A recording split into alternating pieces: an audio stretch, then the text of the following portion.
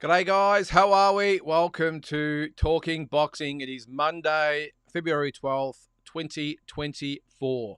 And as always, plenty going on in the world of boxing. Apologies if you can hear a little bit of a buzz, by the way, my microphone here.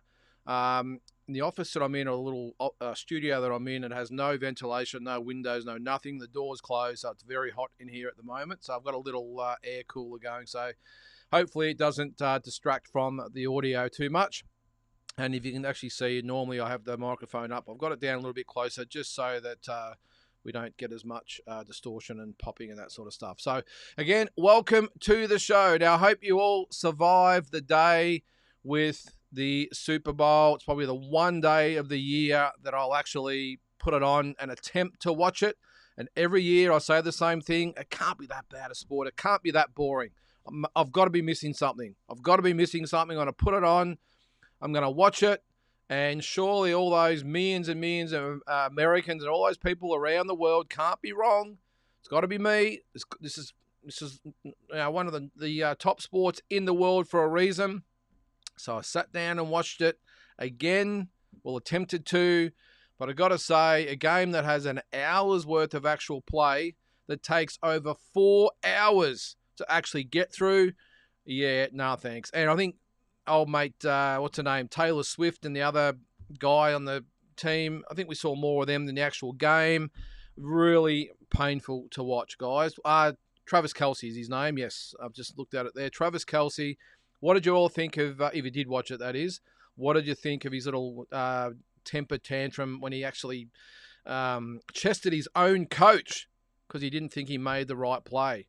What a wanker, if you ask me. But anyway, we're not going to talk about the Super Bowl all night, or Taylor Swift. I thought we just got over the Super Bowl. Now we're going to have a whole week here in Melbourne of her with her concerts here. So I'm not going to be able to look at any social media or any news site at all without seeing Taylor Swift, what she's wearing, what she's having for dinner, what her fans are wearing, what they're having for dinner. I don't know. Anyway, again, guys, this is a boxing show, so let's get into it. So I've got a few people in the chat at the moment. We've got Kyle Champion. How are you there? Kyle, we have Andy, alias MAW. How are you there, mate? Good to see you in the chat. We've got Asbot. How are you there, Asbot? It's good to see all the regulars in here. I'll tell you who we haven't seen for a little while is old mate Big J. If you're out there, Big J, let us know you're out there watching there, mate. We haven't seen any comment from you for a long time. I don't know if it's a change of time or whatever it is. But anyway, if you listen to this after the fact on Spotify, again, thanks again for listening, I should say.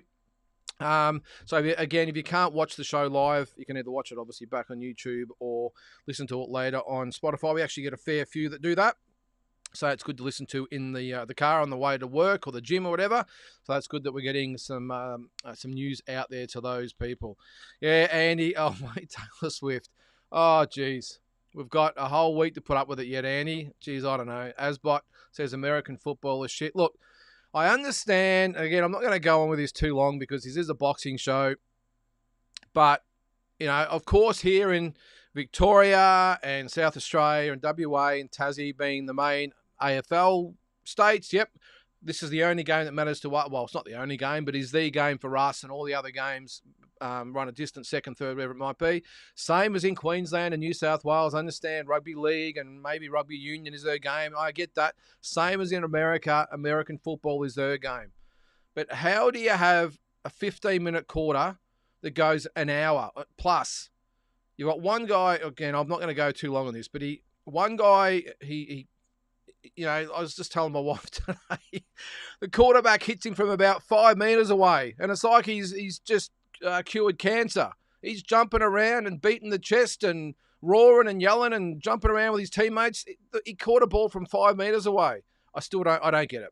And then, of course, they've got to have a 5-minute interview to talk about how good that play was, then go to a commercial break. I think if any sport was ever made for TV or custom made for TV, it is American football. Let's face it, the whole thing revolves around ads. Part of the lead-up is you got the injury reports on the players and how much money they're making and who's doing what, but then you also have what ads are going to play during the Super Bowl. It's ridiculous. Anyway, Let's get on to the boxing. Sam Munro. Hey, mate, appreciate the effort every week. Nah, thanks very much, mate. I appreciate that. And thanks very much to people like yourself that tune in every week. It's very much appreciated. Without you, we don't have a show. So thank you. Mutzi, how are you there, mate? Did you see Abdullah Mason the other day? I was impressed. Be interesting to see how he goes against quality opposition. Yeah, he was getting a few reps, wasn't he, Mutzi? Was Abdullah Mason. I think it's a little bit early. Like a lot of these young guys, it's the same as it was the Englishman the other day, Ben Whittaker. I know it was probably a little bit different because it was about his antics in the ring with his little dancing and all that sort of stuff, and that's okay. I always reserve judgment on all of these young fighters until I see them actually start to make some progress in the pros there, mate. Look, let's face it, all these young prospects, they always get matched with lesser lights, journeymen, whoever it might be, and they probably rack up 10, 12, 15 wins of like relatively nobodies. And I'm not totally against that, because when you're building a fighter, you have to, well, just do that. You have to build the fighter, and not just build the fighter as far as getting his recognition out there for the boxing media and the fans and all the rest of it. You've got, and sponsors, of course. You've actually got to let the guy grow into being a pro. And they've got great talent for starters. You've got to match them up against these guys because they've got to get used to the different training. Of course, the fights are longer, different tempo to what they're used to as an amateur. The bright lights of pro, it's just a whole different ball game. The whole thing is just completely different. So I understand they've got to let them almost serve a little bit of an apprenticeship and find their feet in the pros. So I'm not against it, but I don't really pass judgment on these young guys much until I've seen probably at least 10 or 12 fights, because that's really what all they get is they get spoon-fed, custom-made fighters. And look, it could be strategic, could be trying to get them in with different types of fighters, which I would obviously recommend: boxers, punchers, southpaws, orthodox, tall, short, whatever it might be. So that's okay. I get that as long as they've come along the right way. But I was impressed by him. Abdullah Machi was Abdullah. That was a great. Is he a southpaw? Was a left hand? Whatever it put him down. It was a big punch, wasn't it? But again, I'll reserve judgment. All right, what do we got? Let's get some comments there. Tommy B, how are you there, mate? Just saw the SLB, Sam Labruna, that is, fight night on Gather Round, going to be shown on Stan. Jamel Herring versus Jackson England to headline. Okay, all right, beautiful. Well, I was wondering who was promoting that, Tommy. I know if you're not familiar with AFL, guys, Gather Round is when they get all 18 teams in Adelaide for the weekend, and they play all 9 AFL games there, and it was a massive success last year. You know, tens of millions of dollars that was pumped into the Adelaide or South Australian economy, which was great. Now they've incorporated the boxing element as well. I didn't know about that one there, Tommy. I knew that Joel Camilleri was fighting Joel Pavlidis. I hope I got the right fight night here, by the way. I'm assuming it's Sam Labruna because Sam and Joel are pretty tight. And you've got Benjamin Bomber is on that card, and I think he's back training with Sam Labruna now, which is a good call in my opinion. Then I think there's the football fights as well. You've got Kane Corns, Dale Thomas. I won't bore you with the names because if you're not an AFL fan, you probably don't know and don't care. But they are going to have that fight night. Well, that's great. That's really good news. And Adelaide, hey, it's great they're having fight nights in Adelaide because I don't think they've had really many since the Mundine Green fight back in 2017. So I think it's great. And to coincide it with Gather Round, Sam Labruna, that's almost a masterstroke there to that, because there's going to be tens of thousands of people from out of town that come from mainly Victoria, WA, mainly because obviously it's in the middle, so they will get massive crowds there. And I still don't agree with the fact that Port Adelaide and Adelaide get an additional home game over everyone. But anyway, that's a different argument. I've got my Victorian hat on here, but it's not about being Victorian. It's even the non-Victorian teams. They all get 11 home games. These guys are getting 12. And when the competition's so close, both teams having that could make a massive difference, especially last year. Both of them had good wins. And for Port Adelaide, it was the difference between getting into the top 4 or not. Anyway, we're not talking football, and we're not talking American football tonight either. We're talking boxing. We'll keep moving on. Kyle says, Lynden, you wanted to get a live panel for the Usyk Fury fight, but now it's cancelled. Would you be keen to get an Aussie fan panel for next week's show? Which one's next week's show, Kyle? Am I missing something here? What is the date today? Fill me in. Mental blank. What fight night's next week? But on that, I would definitely like to get a panel going. I actually got the laptop out yesterday and set it up in my lounge rooms just to test it. I can't actually get it in the office or the little studio I'm in here. So I've got to do it on my laptop, and it all worked okay. So we will, mate. But yeah, fill me in on what fight night I'm missing out on. Is it next month you're talking about, the Joshua and Ngannou fight, or is there another one I'm missing? Let me fill me in on that one. All right. But yes, I definitely want to do that for sure, mate. And he says, yeah, Mason promising prospect thus far, in my opinion. Yeah, he is, and you don't no doubt about it. He's a very, very, very good prospect. But look, we saw it recently with Nico Walsh-Ali. Now, I know he hasn't had the plaudits that some of these other young guys have had. He only had a very limited amateur career. The last name, of course, is why he's been thrust into the limelight. And unfortunately, when he sort of got into a half-decent fight, he was badly exposed. So I'm not saying that's going to happen to Mason, but I just want to wait until we see a little bit more of him. A bit like is it Andy Cruz, the Cuban gold medalist? I know, look, he might be a bit different. Obviously, being an Olympic gold medalist, he's obviously a gun. But again, I just want to see if they can make it in the pros, because it's a totally different sport, I assure you. Kyle says, Mutzi, my favourite Collingwood supporter. Wow, Kyle, I'm glad you call them, have a Collingwood supporter as a friend. I don't think I've got many in that area. Shout out to Ross Levitt if he's watching, by the way. He's probably the only one my friends at Collingwood supporter. All right, Asbot. Tszyu versus Ortiz. Don't know, I watched it. Didn't think Ortiz was robbed. He was on his bike all night. Fair enough, that's a strategy. But he wasn't offensive enough and didn't win convincingly. Thoughts? Yeah, no, I agree, Asbot. And I did the weekly roundup on Friday just after that. And I hadn't had a chance to, it was probably only 15, 20 minutes after that. And I just wanted to get the result rather than actually watch the fight. And I still can't believe we didn't get it here in Australia. But anyway, it's a different story. I watched it later, and look, it's one of those things where I know everyone's saying, well, a lot of people saying Ortiz got robbed. I don't subscribe to that, because at the end of the day, it was a close fight. And I've said on here many, many times, just because someone loses a close fight doesn't mean it's a rip-off. If Ortiz had won, I would have had no arguments, just like with Tszyu winning, I had no arguments. A very, very close fight, and it's just how you look at it. The judge that gave it to 117, 111, I don't agree with that at all. I don't think watching the fight you could possibly give Tszyu 9 rounds out of 3, but that also shows how that particular judge judges fights. He likes the aggressor, he likes the one pushing the action, and he probably likes the fact that if it's a close round, he gives it to the champion. Ortiz, on the other hand, I don't subscribe entirely to the fact that you've got to take the belt from the champion. I don't really believe that, but I do think that if it's a close round, you have to go over and above to win that round, because when I score fights, I never score a round even. I never do. I always find a reason to give it one round to one or the other, and particularly if it's a champion, I will give them that round all the time.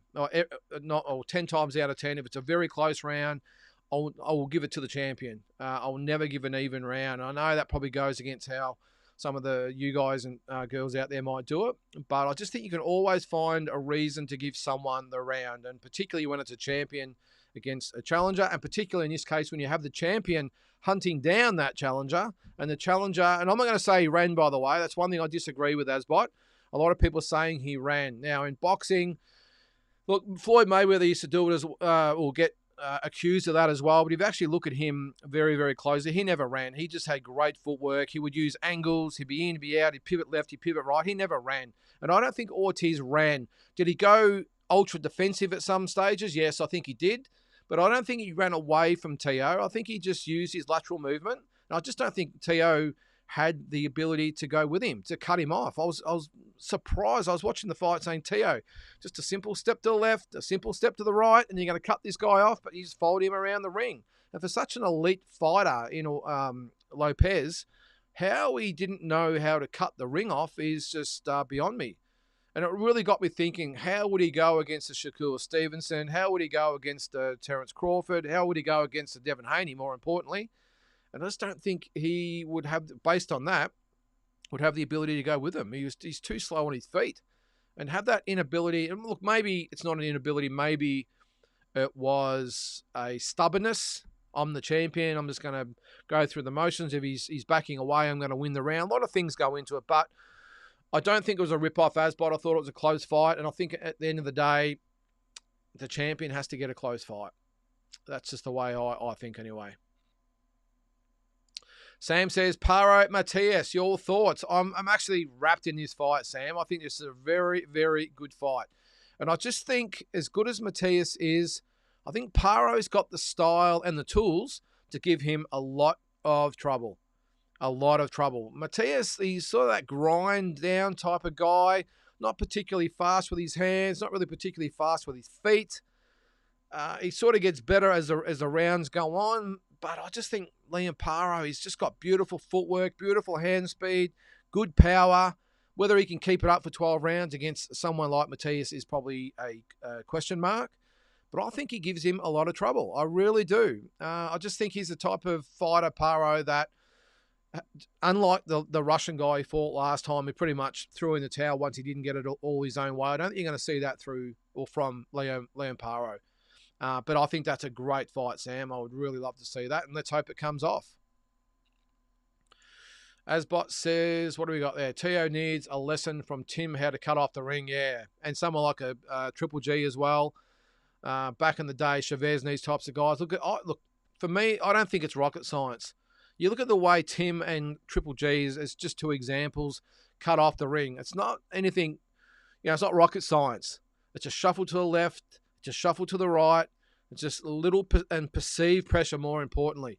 And perceived pressure is where you're within striking distance, but you don't punch. You let them punch. So you're actually backing them up and closing the distance, but you're making them punch first, and it puts a lot of pressure on the fighter backing up and takes a lot of pressure off the fighter coming forward. And I sort of liken it to the cyclist or the runner, the cyclist who they get behind the one in front, and I'm not sure what they call it, where they sort of, the wind tunnel effect, where they'll let the one in front do all the work, and they'll just sort of glide along behind them. And I know runners do it as well in the marathons or the long distance running. And I sort of liken it to this. They let the opponent do all the work. They'll back them up. They'll put the pressure on, but they'll make them punch first. They'll actually counter-punch the boxer or counter-punch the one who's trying to counter-punch.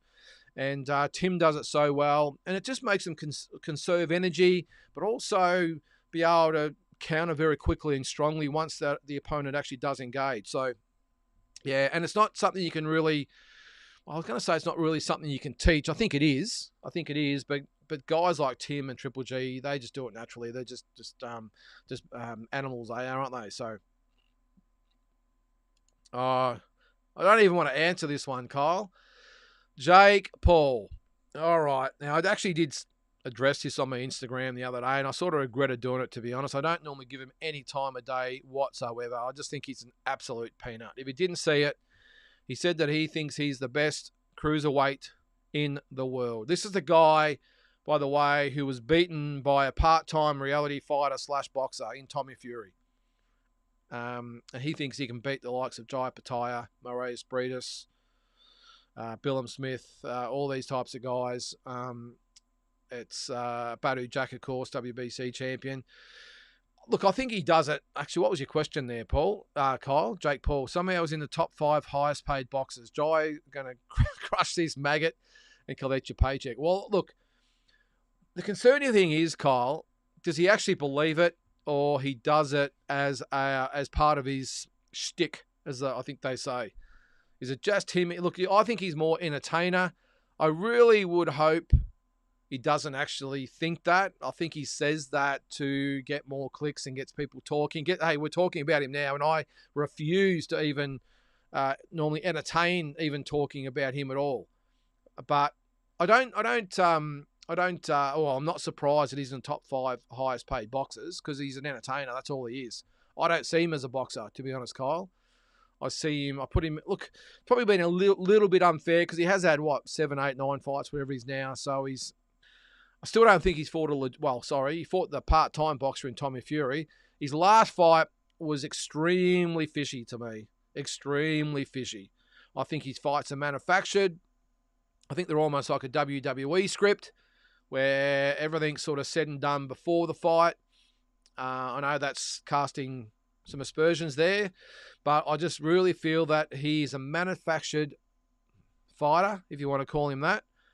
I just see him almost as a professional wrestler more than a professional fighter, if you ask me. But it doesn't surprise me he's the top highest paid boxers because that's all he does is an entertainer. So, but I seriously hope he doesn't actually think that, Kyle.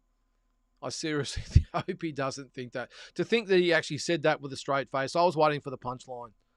I reckon if Jaya Pattaya saw that, he would have fallen off his chair laughing, to be honest.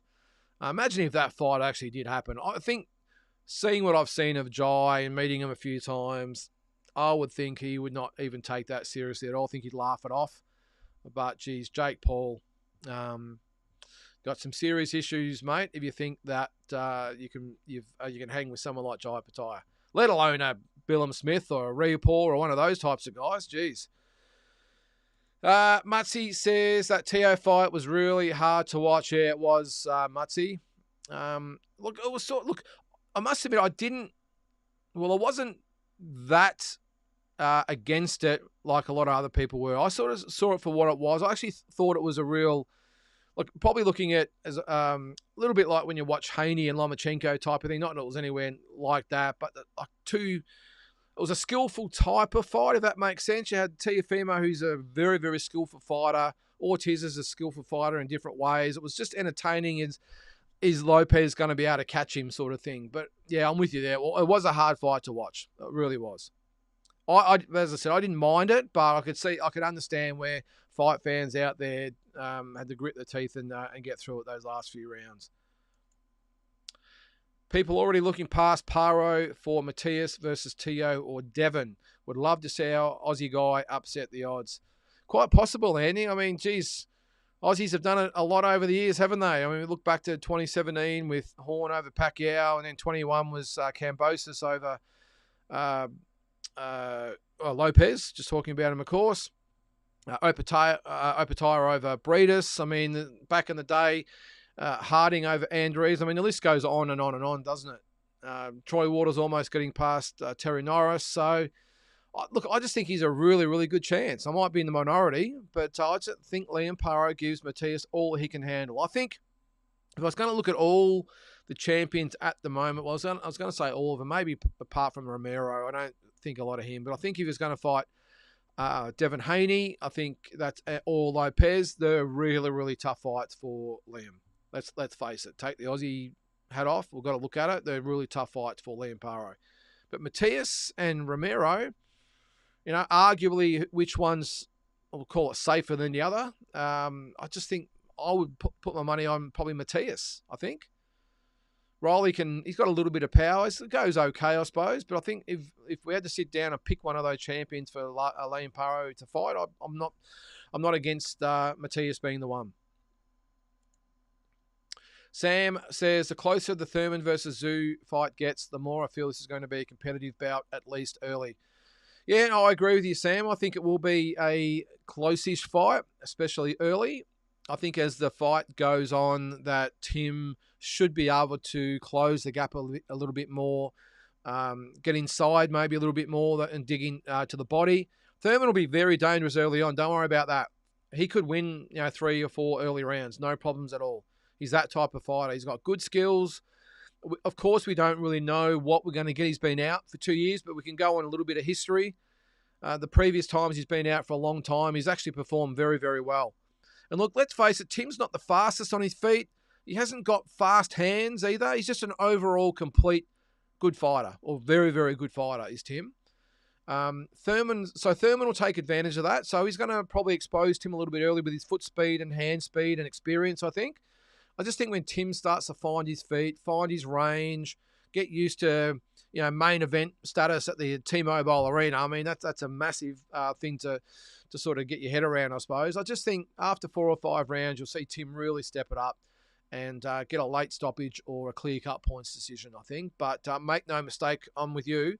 Thurman gives Tim a very, very good fight. No question about it. Coach Mr. B, how are you, mate? Is that Jamie Pittman, is it? I think it is Jamie. If it is you, mate, how are you? Of course, Jamie's. I'm not sure your actual role, Jamie, but you're one of the head honchos of amateur boxing in Australia, and from what I hear, doing a great job, mate. So, good stuff. So, pro fight in SA on Saturday. Yes. Now, I did see that. I'm going to bring that up as we go. All right. Fred Tszyu looks a good prospect. Johan Lin was the main event. Was that just the Saturday night just gone? Was it? We'll call you coach. I did see that. I think it was, actually. I did see the weigh-in pictures. Johan Lynd. Olympian, of course, was Johan Lynd. Is that how you pronounce it? Nickname Drago. All right, so he actually, so he had a 4th round stoppage of Michael Coco. Now, on that event also was, actually, I won't bring in at the moment. So we had Beck Moss with a win over Sarah Higginson. Fred Tszyu with a stoppage of Boon Som Pofong, if you can pronounce that. Stephen Finney with a win as well. Gennaro Colangelo with a win. And James Winter with a win. All right, good stuff. So that was promoted and matched by Phil Goods. Okay, geez, Phil's still around. I still hear he's doing great things as well. So he's been part of SA Boxing for a long, long time. So, it's great. I forgot to mention that there, Coach. So, good stuff. That's excellent. So, if you're in Adelaide, get around the fight nights over there. All right. Peter. I'm sick of Americans like Porter talking garbage about Tszyu. Every time Tszyu fights, they pick him to lose, and he keeps stopping these clowns. I think we just got to get used to it a little bit, Peter. I think it's like all the great Australian fighters over the years. Look, I think it's the American way, isn't it? If you're not American, you've really, really got to earn it. You really do. They think, especially with boxing, Americans think they rule the world when it comes to boxing, and probably they have over the journey, especially when they had the Europeans, they're like the Russians and all those types of guys in the sport. They had it much their own way for a long, long time. But it's just, they just look at other countries. Like if a fighter from another country really has to earn it, and Fennick did it against Nelson and a few other guys there, and of course Costa Tszyu, but Cambosa still hasn't earned respect over there. He beat Teofimo Lopez, and they still haven't given him credit to this day. Most boxing fans over there, all you got to do is look at the feedback about the Lomachenko fight. It's almost a foregone conclusion, if I can spit that out. So yeah, I'm with you there, mate. I get a little bit sick of it too, but it's all the more sweet. I mean, they still don't give Jeff Horn the credit he deserves either. So why even try and please them, Peter? Cole says, to clarify a panel with just fans, me, Carl, Andy, etc. However, whoever wants to join in, doesn't have to be a fight night. Personally, my media career has taken a dive, and I like to talk boxing with people. Okay. Oh, okay. Now I get it. So what you're saying is that's a really good idea, actually, Kyle. I like that. So we get a bit of we can't have talking boxing because that's my gig, but we'll do something else. Okay, now I get it. So we actually have maybe 4 of us on at the one time, and we can actually talk like we are now about boxing and bring up some topics. I like it. Maybe we can rotate a few people around. I like that idea, Kyle. Let me just see how we do it. I just got to make sure that the old streaming service can handle 4 of us. I think it can. We used to do it all the time with myself, Mike, Peter, and Tassie. So I'm sure we can do it. And if other fans want to join in. Originally, Kyle, this show, I'm not sure whether you've been watching since the start, but this whole show was designed for exactly that, was to actually have you guys come on the show. I've got a little window here where you can actually dial in and come on the show. The reason I got rid of it is simply because we had so many comments coming through, and if we got someone on, they might be on for 10 minutes or whatever. We missed so many comments, so that's why I've got rid of it and purely made it like we are now, just back and forth with just quick comments and replies from myself and you guys. But we can do that. Let me leave that with me, Kyle. I'll see what I can do. But if we have maybe a window of 3 or 4 people, and you can just come in and go as you please, and we can just talk boxing. Yeah, maybe we'll call it a different type of talking boxing. But I like it, mate. I like it. They do it. I go on the one in America, the round table there, and I know most boxing channels have something like that. But no, good call. Let's do it. Andy says, Andy Cruz versus Keyshawn Davis in pros to settle amateur rivalry would be interesting to see when it eventuates. I think we might be about 4 years away from that, Andy. I don't think you're going to let those two guys fight for quite some time. I think you're going to want both of them to pick up world titles and get a bit of a following. It's all about the money, of course, not just about who's the better fighter. So, no, I like that, mate. I can't wait to see it either, but as I said, we're about 4 years away, I would think.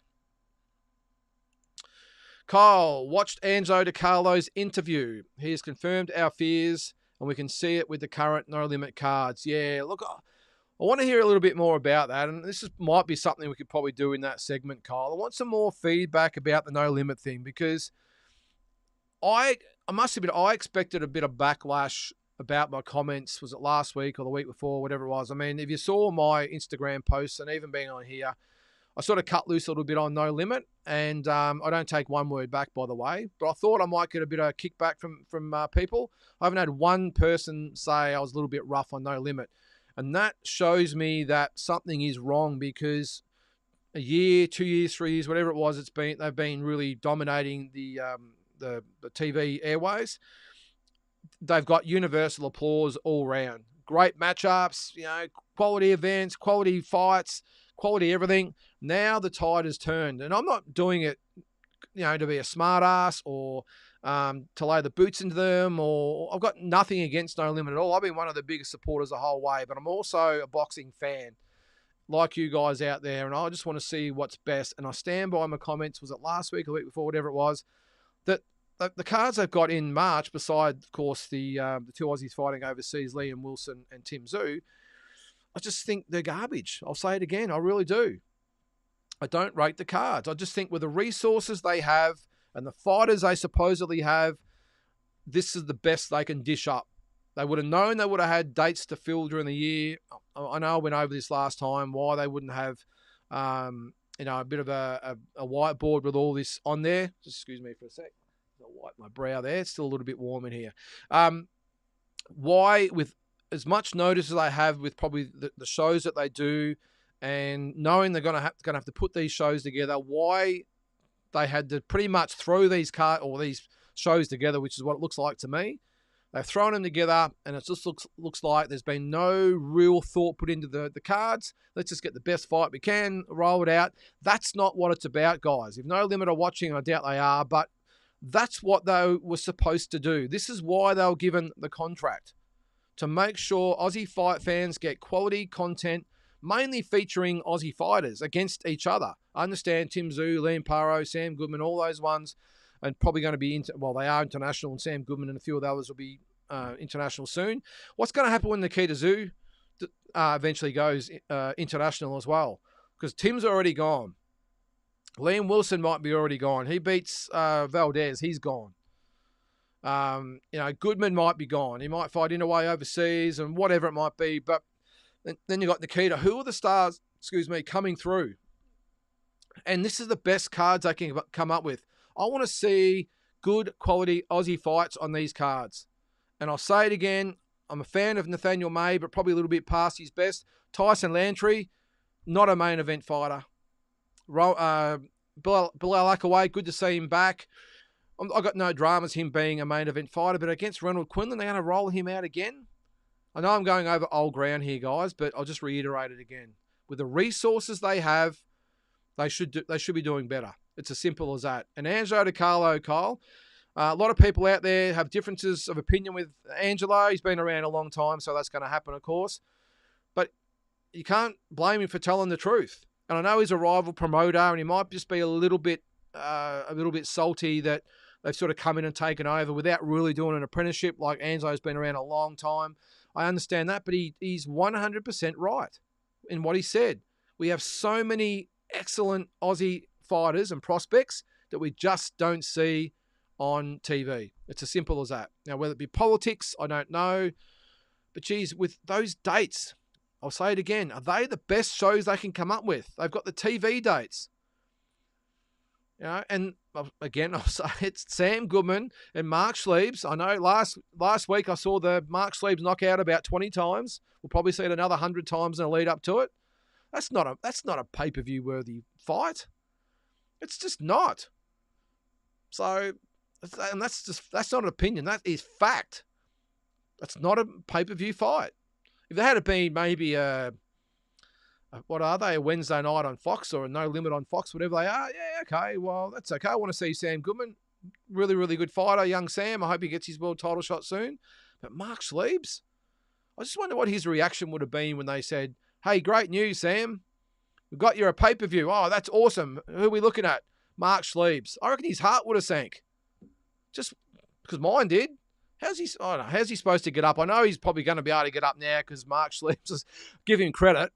He's talked a good game and he's doing his absolute best to get eyeballs on this event. So I take my hat off to Mark for that. But facts of the matter are, he's not a pay-per-view fighter. Simple as that. I don't care how many journeyman he KOs. He's not a pay-per-view fighter. And it's like the guy that he beat, I can't remember his name. I mean, with the knockout, it's like he's knocked out Jason Maloney. Come on, guys. It was a journeyman from wherever, one of those Pacific Island countries. Not to say that, you don't get some good fighters from there, but he was a journeyman. Anyway, I don't want to keep going on about it. What do you think? Am I being too hard? I pay my subscription on Fox Sports and Main Event. I want quality for my money, and you're not supplying it, No Limit. Let's go. Pick up your game. All right. Tommy B. I think I saw Wes Kappa on the Gather Round card too against Beterbiev, who fought Wade Ryan end of last year. Okay, geez, that'll be a pretty good fight, actually. Seems like some good boxing matchups to go with the footy fights.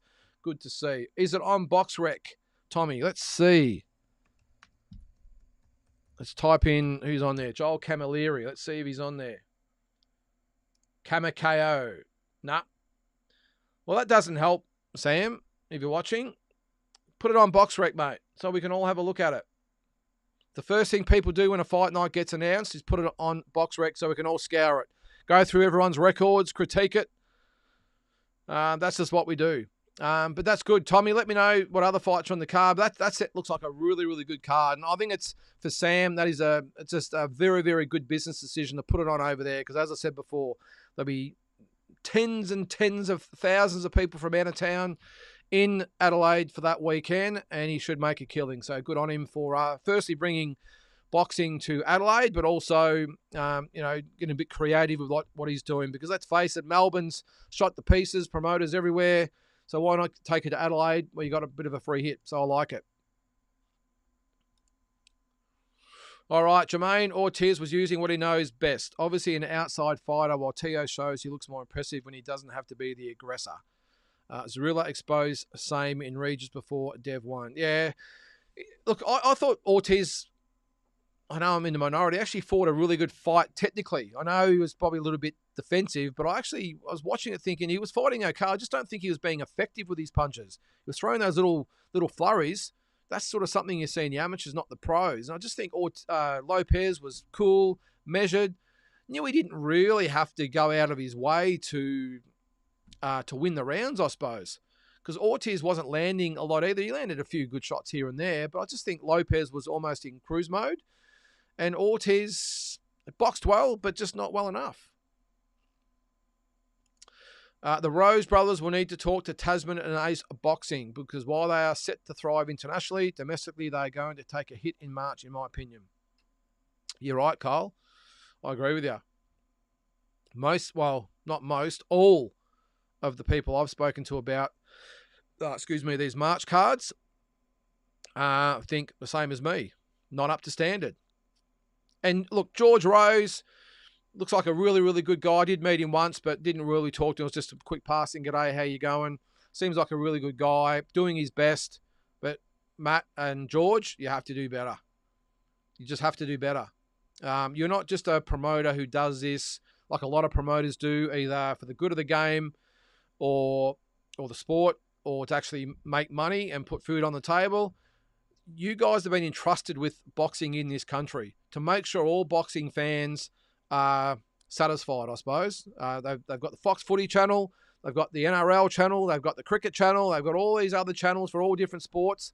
Now, boxing doesn't have a channel, but what they've tried to have, I suppose, build a network for Australian boxing in this country. And boys, at the moment, you're letting us down. You are letting Australian boxing fans down. because I'm not excited. Take Liam and Tim out of it, because they're only part of that promotion by association.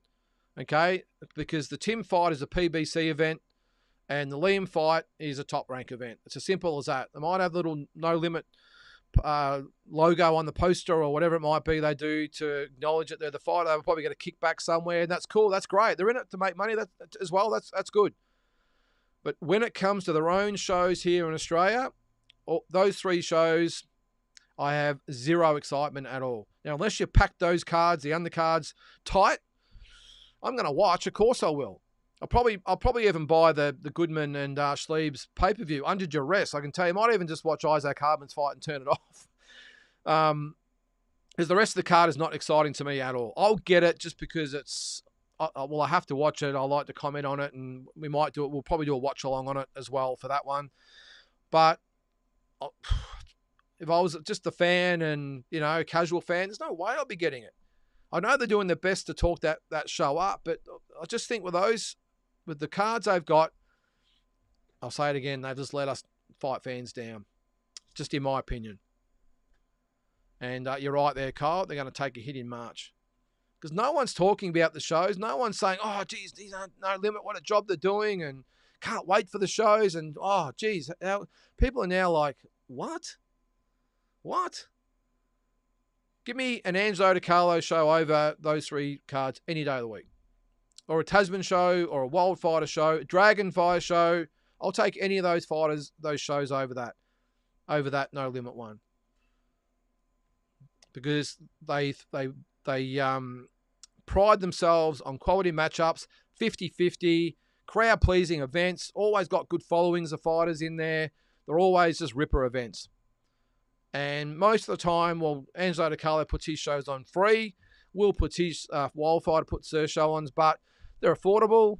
Dragonfire does the same.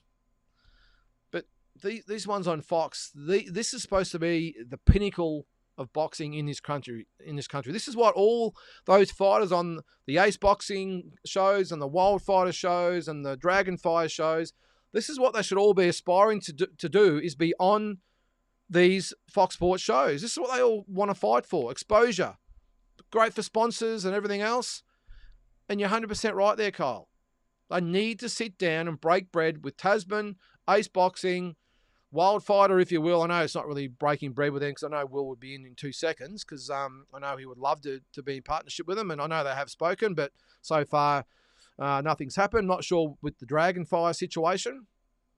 But they need to, if they need to, if that's what it's come to, swallow their pride, break bread with those guys, and create a pathway for these fighters. All those young fighters on those other cards and the non-No Limit cards should be a pathway onto the TV shows, where those TV shows we get the absolute best of the best. And I said it again last time, and I'm probably getting behind here in the questions here, guys. But I'll say it again too. They've got to make them more, if it's about the money or whatever it might be, they need to make them more than just a TV event. I said this last time. Forget about like the venues they've got them at are no good. They need to either make them into TV studios so you can't see what's going on, make them dark so you can't see there's no one in the crowd, or open the doors, and even if they charge $10 a head, get a couple of thousand people there. $10 a head, there's what's that, 20 grand. Use that to get some quality fights on there. Look, again, I don't know all the ins and outs. All I'm looking at from the outside looking in is that these guys have been entrusted with TV boxing in this country and to grow boxing in this country on TV.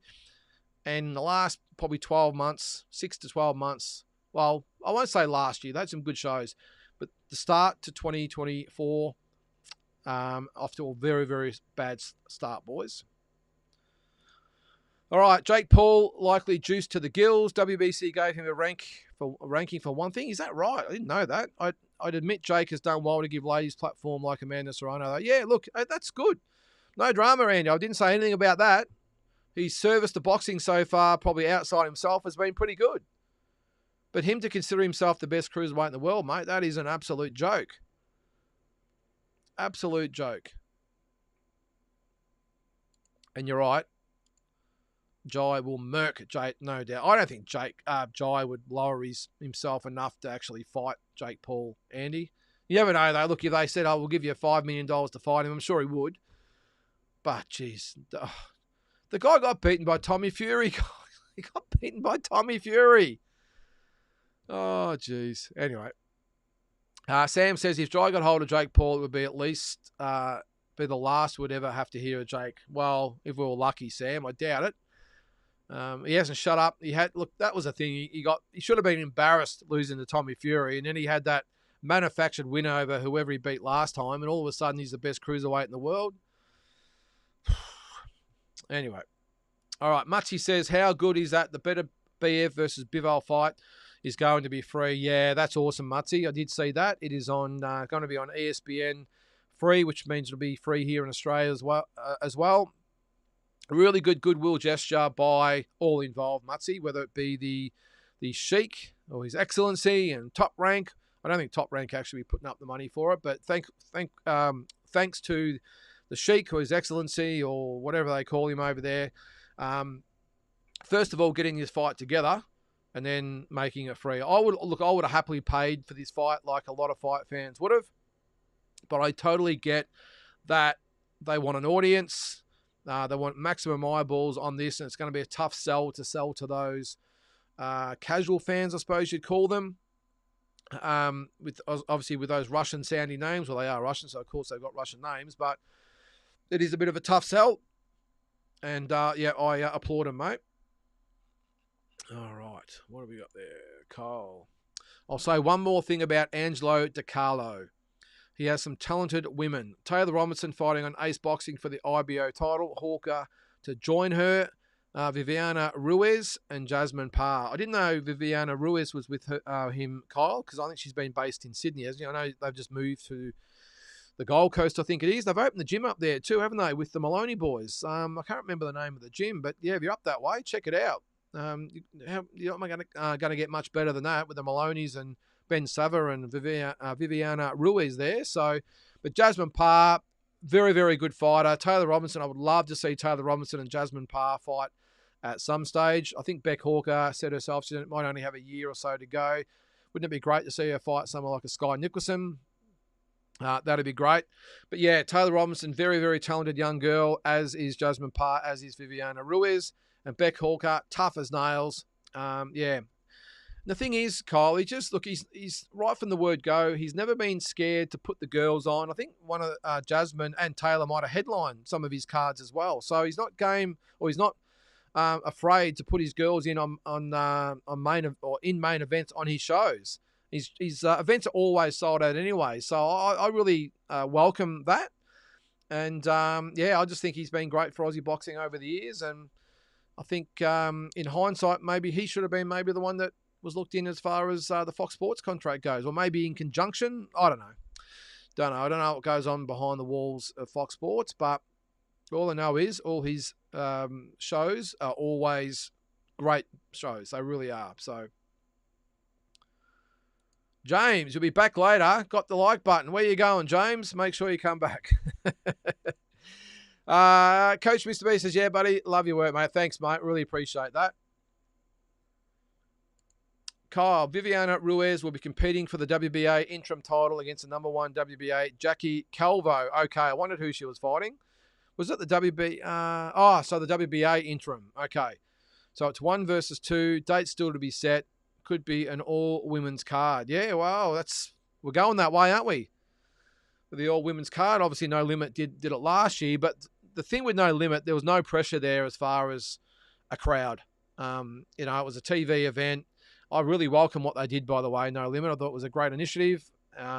Wasn't the first all-female card, I will say. We did one about 6 or 7 years ago. It was amateur, by the way, but we did an all-women's amateur card on the under. It might have been, what one was it? Might have been, it was either the Maloney's or Jai Patai. One of those guys was fighting that night, and we had the amateur show during the day. We used to always do amateur shows during the day and then the pros at night, because we weren't allowed to do pro-ams in Victoria. So we do 2 separate shows, so to keep the powers to be happy. And it was all female. We actually had a really, really good crowd. And I still remember Sky Nicholson fought that day and Taylor Robinson fought that day. just off the top of my head. So a very, very good day of boxing. But anyway, yeah, that's great, Kyle. And the women, yes, they're taking over at the moment, aren't they? Andy, I'm still of the opinion Riley and the Pitbull winner will rematch Tank Davis. Barroso should have got his rematch ASAP off O'Hara. First round stoppage, in my opinion. Matias eats punches to land. Hope Paro can KO given the chance. Yeah, I really hope we don't get the winner of Riley and Pitbull fighting Tank Davis. Andy, I think we've been there and done that. We've been there. We've done it. I know the Pitbull one was close-ish, and Riley was doing okay before he got KO'd. But if Tank Davis is serious, I think he's 30 years old now. He's got to start looking ahead, not sideways or back in that occasion. He's got to start looking, not fighting once a year. He has to fight twice a year, and he's got to start looking at the Haneys and the Lopezes. Is that it? Yeah, the Lopezes. The winner of Kambosos and Lomachenko, maybe Shakur Stevenson. These really, if he's serious, are the fights he should be looking at. And I just think he's a great talent. I think he's arguably in the pound-for-pound top 10. I would probably have him in mind. But we haven't seen him in that real... Well, Ryan Garcia, was that a legacy fight? It probably was, I think. That was a good fight. But they're the types of fights he has to have. But to look at it now, Andy, what are we? It's February. They fought last April, and he hasn't got an opponent anywhere near locked in. So it's going to be over a year in between fights. So what are we doing here? He's over 30. He's got to be looking at 2 fights a year. So, or he's going to have one a year. Make it a Shakur Stevenson 1 year and then a Devin Haney the next. That's the way he wants to roll. But I just don't take him as seriously as probably we all should. I mean, he's a great fighter, of course. But when you fight once a year and you spend more time on social media than in the ring, it's just really hard to take him as seriously as some of these other guys, like a Devin Haney. You know what I mean? He's fought Kambosos, Lomachenko, Prograis, and now he's going to fight Ryan Garcia. Hats off to Devin Haney. Love him or hate him, take my hat off to him. Canelo Alvarez, twice a year. The other one in that ballpark, by the way, is obviously Terence Crawford, but Crawford has had that career-defining legacy fight in Spence. But it is concerning to me as well. What is he, 35, 36? That when did he fight? July, so 7 months or 8 months, whatever it's been, 7 months it's been, and still nothing locked in or looking to get locked in at this stage either. I would like to see Terence as well fight twice a year, but or at least have something lined up. I mean, the fact that these guys have nothing lined up at all, it's just, it's not good for them or the sport. What else did you have there, mate? Barroso with the rematch. Yeah, I suppose. I didn't think it was that bad a stoppage. But yeah, if you think that, no drama. And Paro, every chance for a KO against Matias. I think good fighter is, or very, very good fighter is Paro, and a great chance against Matias. Tszyu is the most overrated fighter on the planet. Peter, tell it the way it is, mate. Is he overrated? I just think he's so inconsistent. Against Lomachenko, it looked absolutely brilliant against Lomachenko. And then fought Kambosos and looked average. I know, obviously, George had a lot to do with that. Fought Josh Taylor, looked brilliant. Fought Ortiz, looked average. I just think he's a type of guy. He's just up and down and all over the place. You don't get any consistency with him. He's consistently inconsistent. I suppose that's all you can say about him. I do worry, I will say, about his state of mind. I think he's a bit like the Charlos. I just think he's got some issues maybe outside the ring, and he just goes off on these rants, and some of the things he says are so bizarre. And that ring entrance almost reflects his personality. The circus entrance. He can be very articulate, very well spoken. When he's nice and measured and thinks about what he says, I think he speaks very well. And then inside the ring, when he's switched on, very, very hard to beat. But then you get him when he switches off, whether it be outside the ring or inside the ring. Outside the ring, you get him with these bizarre statements. And then inside the ring, he just goes through the motions for 12 rounds and almost blows his title. So, yeah, I mean, even to the point where in the ring afterwards, he, in one instance, he's saying everyone, what was it, suck a dick. And then on the other hand, he's saying praise Jesus. I mean, I'm not religious at all, but you know where I'm getting at here? I mean, is that a little bit contradictory of the one over the other? Just didn't make sense to me.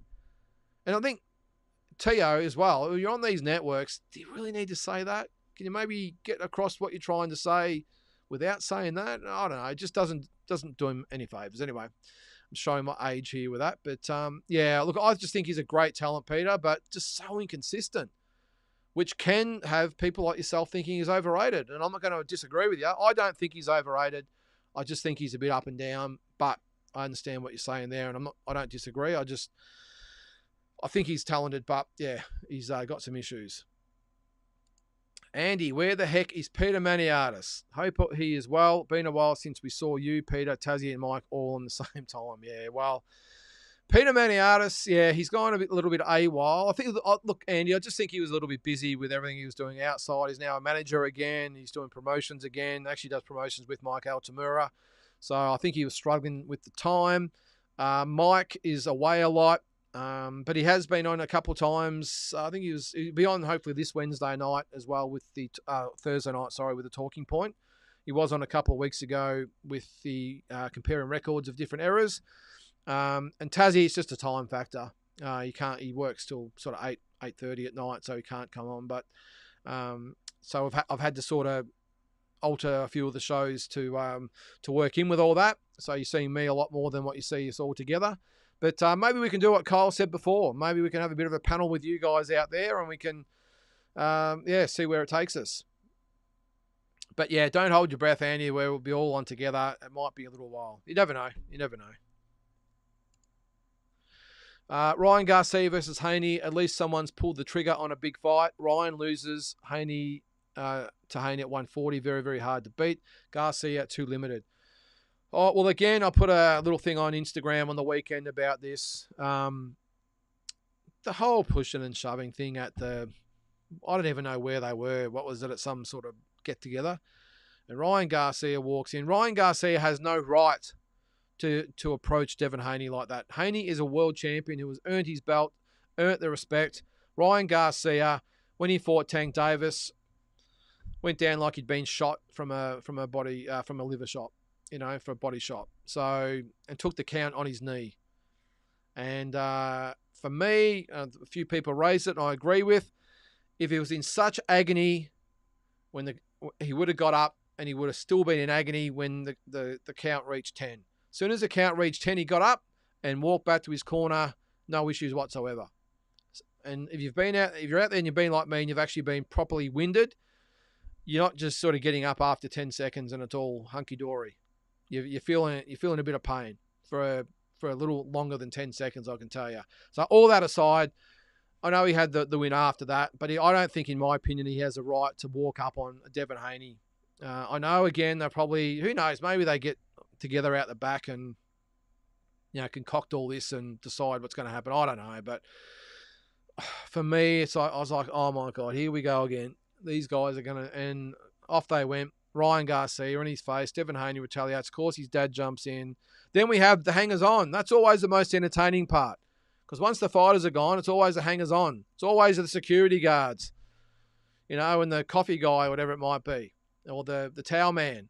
And they're all the ones that keep going. There was one guy in it, I can't remember.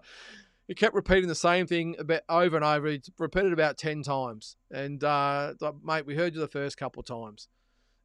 Just boys, relax. They all get a little bit heated, don't they? You see it at the press conferences and the weigh-ins. You see a bit of the scuffles. It's always the hangers-on. They get a rush of blood. You're talking to my man about that. Well, let's go when it's on. It's all puffing the chest out, especially in America, of course. I thought it was pretty funny. But I'm with you, mate. I think Haney wins that fight very, very easily, if you ask me. I think it's a decision win. And I think he beats Ryan Garcia 10 rounds to 2. There you go. I'm going to give a little tip a little bit early on. 10 rounds to 2 for Devin Haney. Just don't think Ryan's got the tools. I know they fought as amateurs and it was 3-3 each. But amateurs is completely different to pros. It's a super fast type of fight, whereas obviously this is over 12 rounds. I just think Garcia's he's a bit slow. has that chin up in his air, in the air. He's very, very open to counters. I think Haney will just counter him all night long and win an easy decision. I'm not that well. I'm excited about the fights. The fact the fight's been made, because the more of these big fights we get, the better.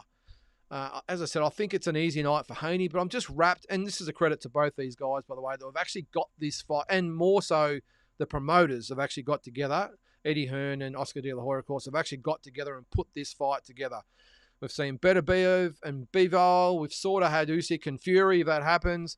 We've got Joshua and Ngannou now, of course, but we had Davis and Garcia last year, and Crawford, Spence, and all these big fights happening. The fact they're actually getting made is the thing that excites me the most. And while I don't think this will be an overly exciting fight, I can't wait to really see it.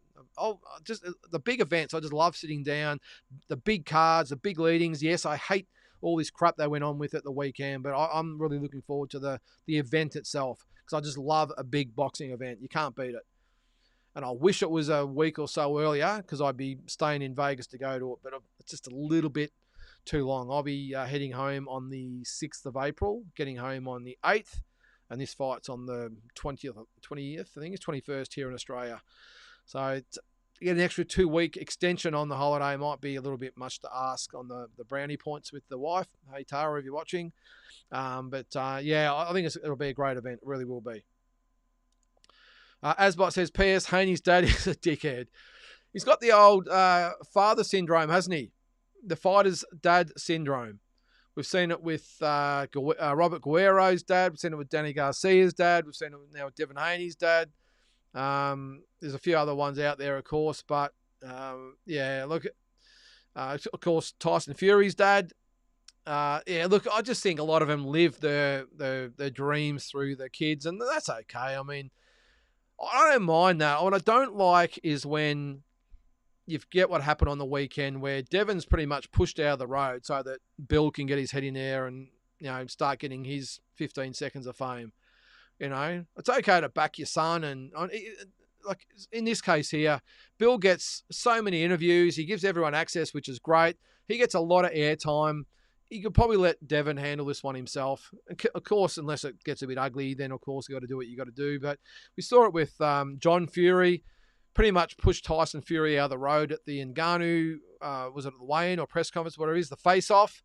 Ended up being John facing off with Ngannou. So I sort of laugh about it. I don't like it. I'm with you there, Asbot. But, yeah, these guys live their fantasies through their kids, and bless them. But just give them their time. At the weigh-ins and press conferences and all that sort of stuff, just let them do their thing. You guys will get plenty of interviews on the side. There'll be plenty of social media sites out there that want to interview you, so don't worry, you'll get your 15 seconds of fame. Don't stress. All right, DJ J1551. I'm going to call you DJ there, mate. Please give me some context for the importance of Tim winning in today's boxing world. Will the loss completely saw his career and cost him big fights? Good question, DJ. Very, very good question.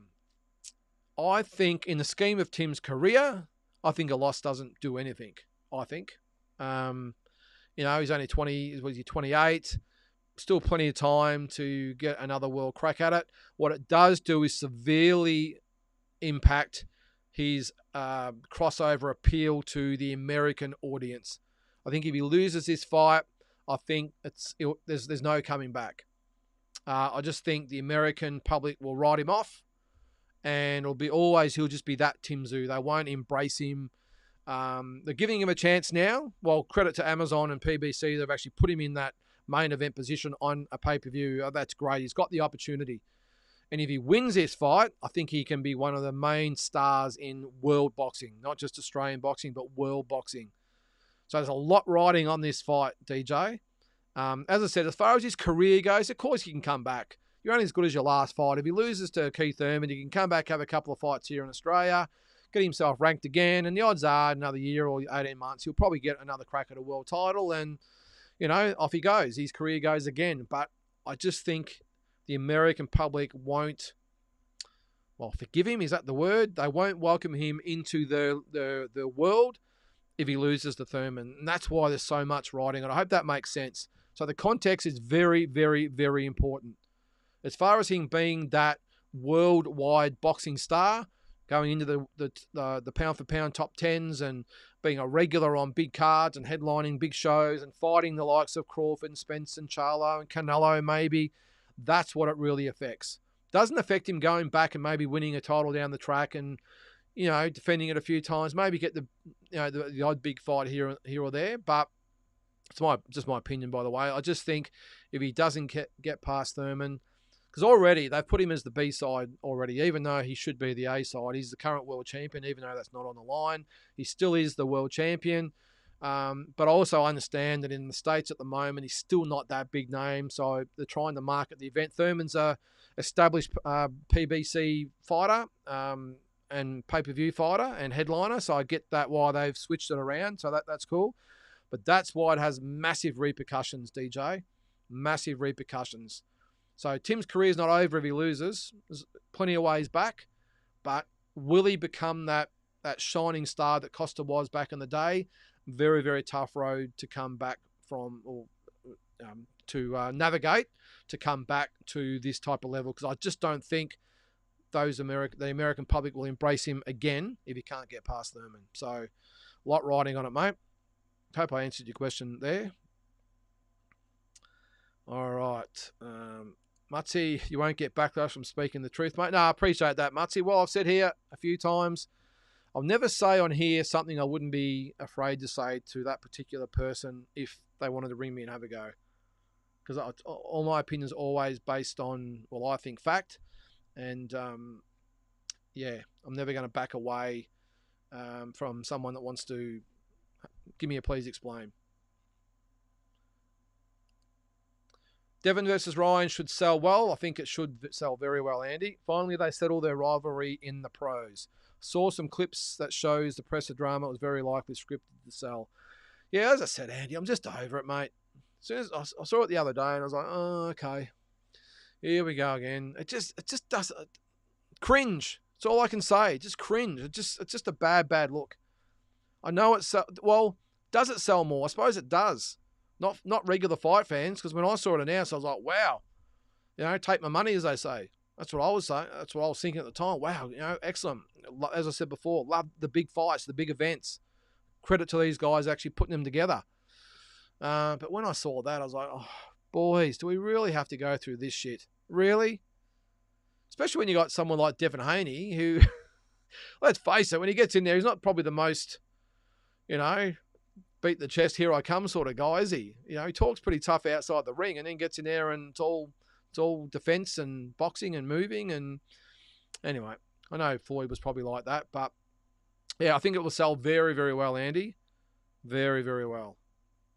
Will it sell as much as the Tank Davis fight?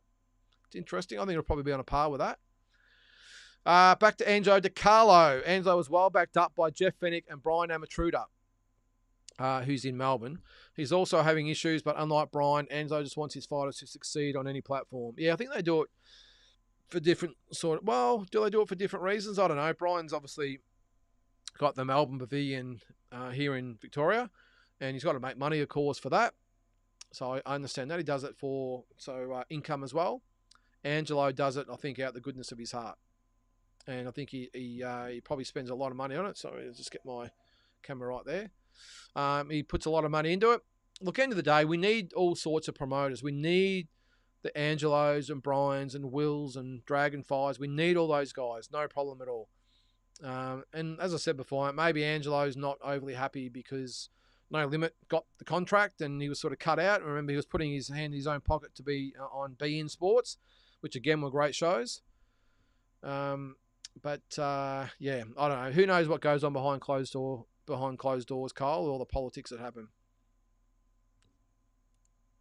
DJ, he agrees. However, watching Ryan get beat up by the elite boys only lasted so long. What was that in regards to, mate? That was... I think I missed something there. Anyway, we'll keep moving on. Don't forget, Ryan moved to 140 because couldn't make 135 no more, but Tank made fight at 136 with hydration clause. Tank might have still won at 140, but who knows? Just saying. Yeah, Andy, I'm a big believer in you make the fight at the weight. No catch weights. If well, actually, it's pretty hard to say because obviously there's so much money involved and they made an absolute fortune out of that fight. So I suppose what I'm saying, in an ideal world, I would like it to be just you fight at that weight, or if you're a 140 pounder or a 135 pounder, that's what you fight. And if you move up a division, there's no catch weight, you fight at 140. Or you move down, you fight at 135. But as I said, maybe with the amount of money at stake these days, I understand that as well. In that instance there, Andy, I think a good compromise would have been is that, okay, we'll say it's 136, that's cool, but no hydration or rehydration clause. You can't have both.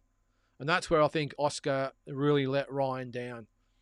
I know he wanted the fight, and I know the Mayweather camp are very, very stubborn. They're used to getting their way with Alabi and Mayweather, of course, and there's never usually any compromise. And I sort of, in some ways, I applaud Ryan and Oscar for actually, giving them all the terms they wanted. But at the end of the day, it come back and bit them on the arse, didn't it? So, as I said, I would have probably preferred them say, okay, we'll give you the 136, but we don't want a rehydration clause.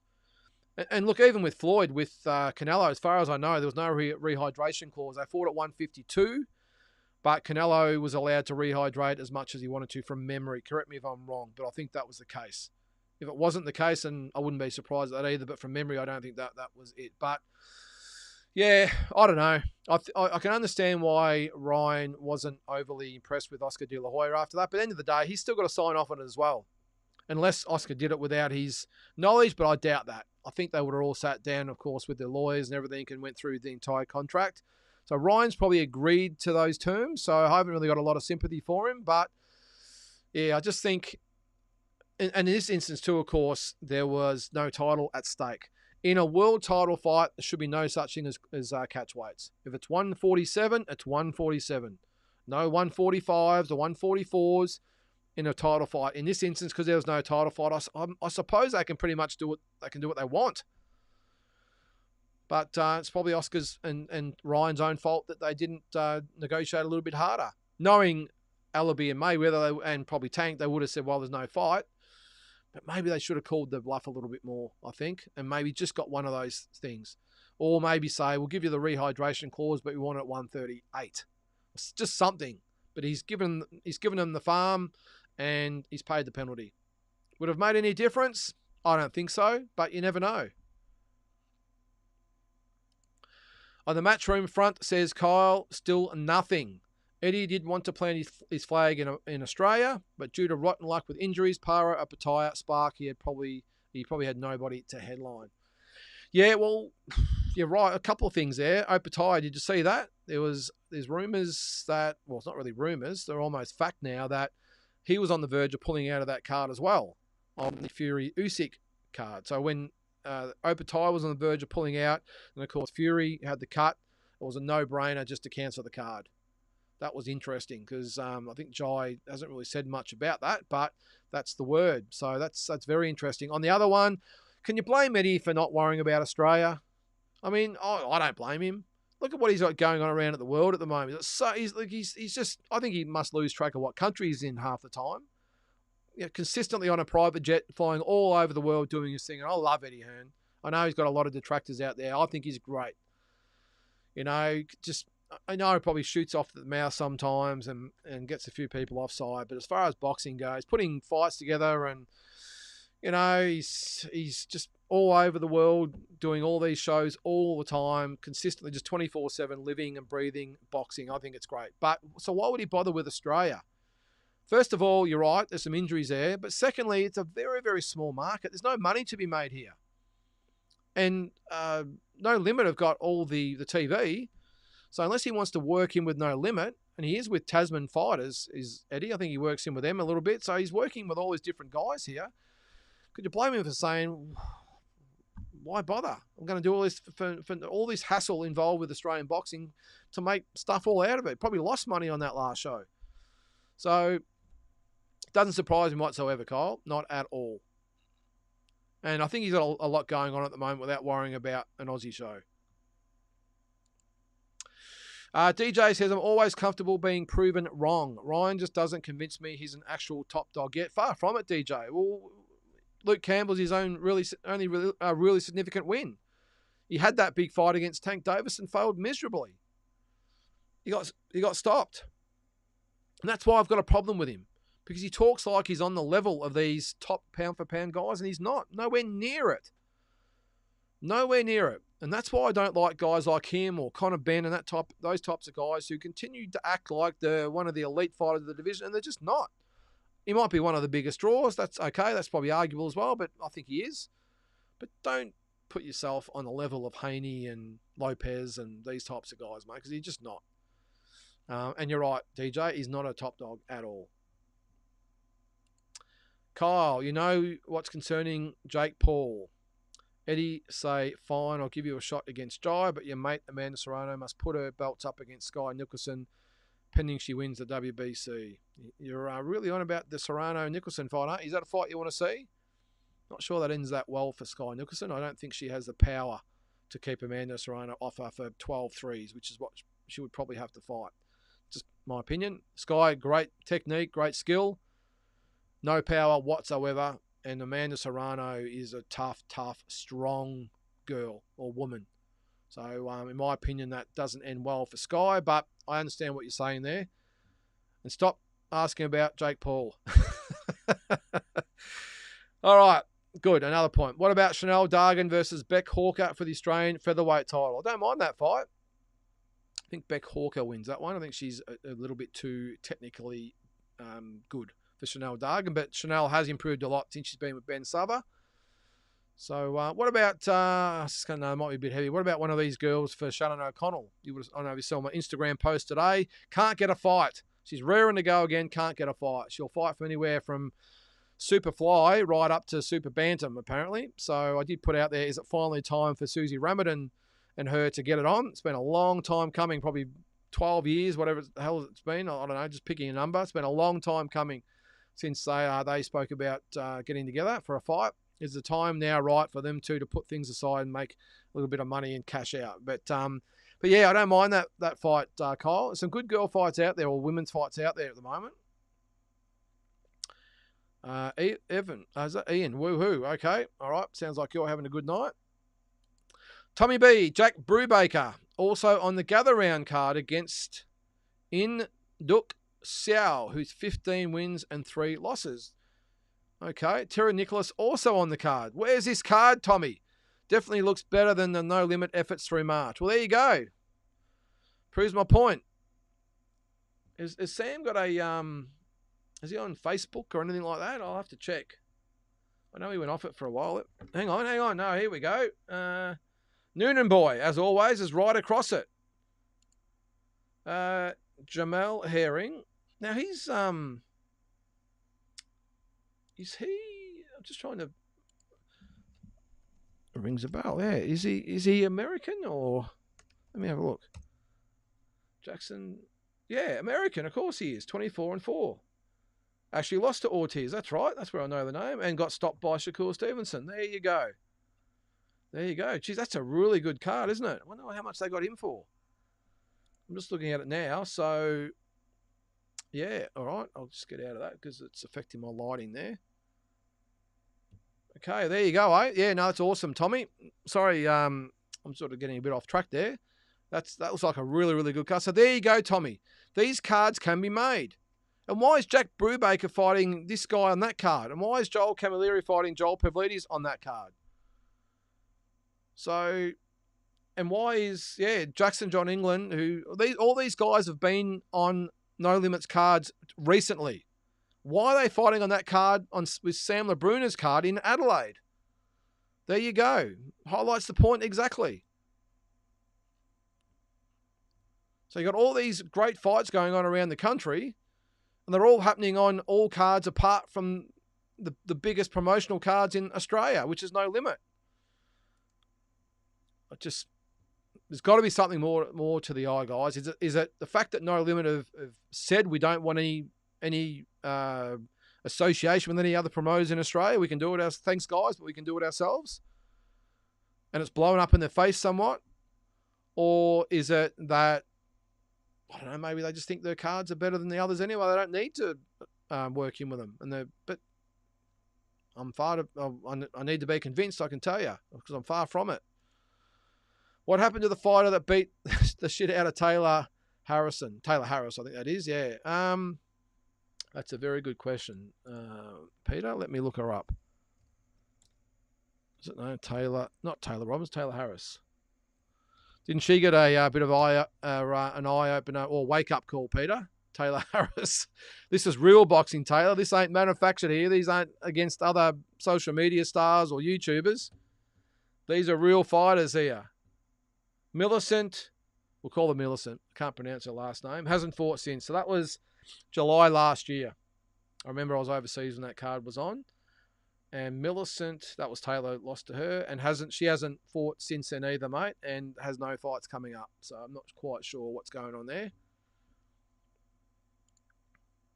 Oh, there you go, Millicent Agda Bullen. Oh, yeah, sorry. I believe she's having a rematch with Desley Robinson. I did see that. Again, I think I wrote it down here somewhere. Yeah, that is on. Is that on the... What card's that on? Is that on the Paulo Akuso card? I saw that get announced as well. What's that called? Punch for Pay Promotions? Is that it? I think that's what it's called. So, yeah, it's not on the card here at the moment, or on BoxRec, but I think that is the case, Kyle. I think that is on the... I think it's called Punch for Pay, but it's the Paulo Akuso show. Hang on. Someone sent me it today. I think it was... let me see. I got sent it today, the card. James Gorman. Thanks, James, for sending it. The Fist and the Furious. So that is Paulo Akuso. Who else is on there? There's a rugby league guy. I don't know who it is. Tavita Pengai Jr. I don't know who that is, guys, so fill me in. Jason Malia, very, very good young prospect. Desley Robinson. Yep, she'll fight. No, she's fighting Kay Scott. Kyle, I knew that was... Yeah, so Desley Robinson is fighting Kay Scott on that card. So see, there's another one. How many cards are there going on at the moment? And No Limit's probably a distant 4th or 5th at the moment. All right, Teo's father is a peanut. Yeah, it's funny, Peter. I actually met Teo's father in Las Vegas last year. We're at the expo, Tszyu and myself, and he was in the foyer by himself. Strangely enough, we were just on our way out. Tszyu spotted him, and because I would have walked straight past him, and just some guy just sort of wandering around, and Tszyu saw himself, shit, that's Tszyu. So he went and started talking to him, and strangely enough, Peter, a really, really nice guy. Very softly spoken, very respectful. I think he's just one of those guys, probably like John Fury, who looked like a really nice guy in the documentary, and then you got a microphone or a camera in his face, and he completely changes. But I was pleasantly surprised by Teo's dad. He was actually really down to earth. Bluey, here we go. Bluey 4J. Is that how you pronounce it? And the Blue Baggers are back in a couple of weeks. Bluey, can't wait. Tim will destroy Thurman in 4 rounds. Thurman fights with his hands down. Well, let's hope so, Bluey. I think it goes a little bit longer than that. I think it goes maybe, I think I said before, the distance, if not maybe 10th or 11th round stoppage. But, yeah, that's your call. I won't disagree because I can't disagree with someone that has a great taste in football teams. All right, Tommy B says it's a good point with Teo about inconsistency. I thought he was done.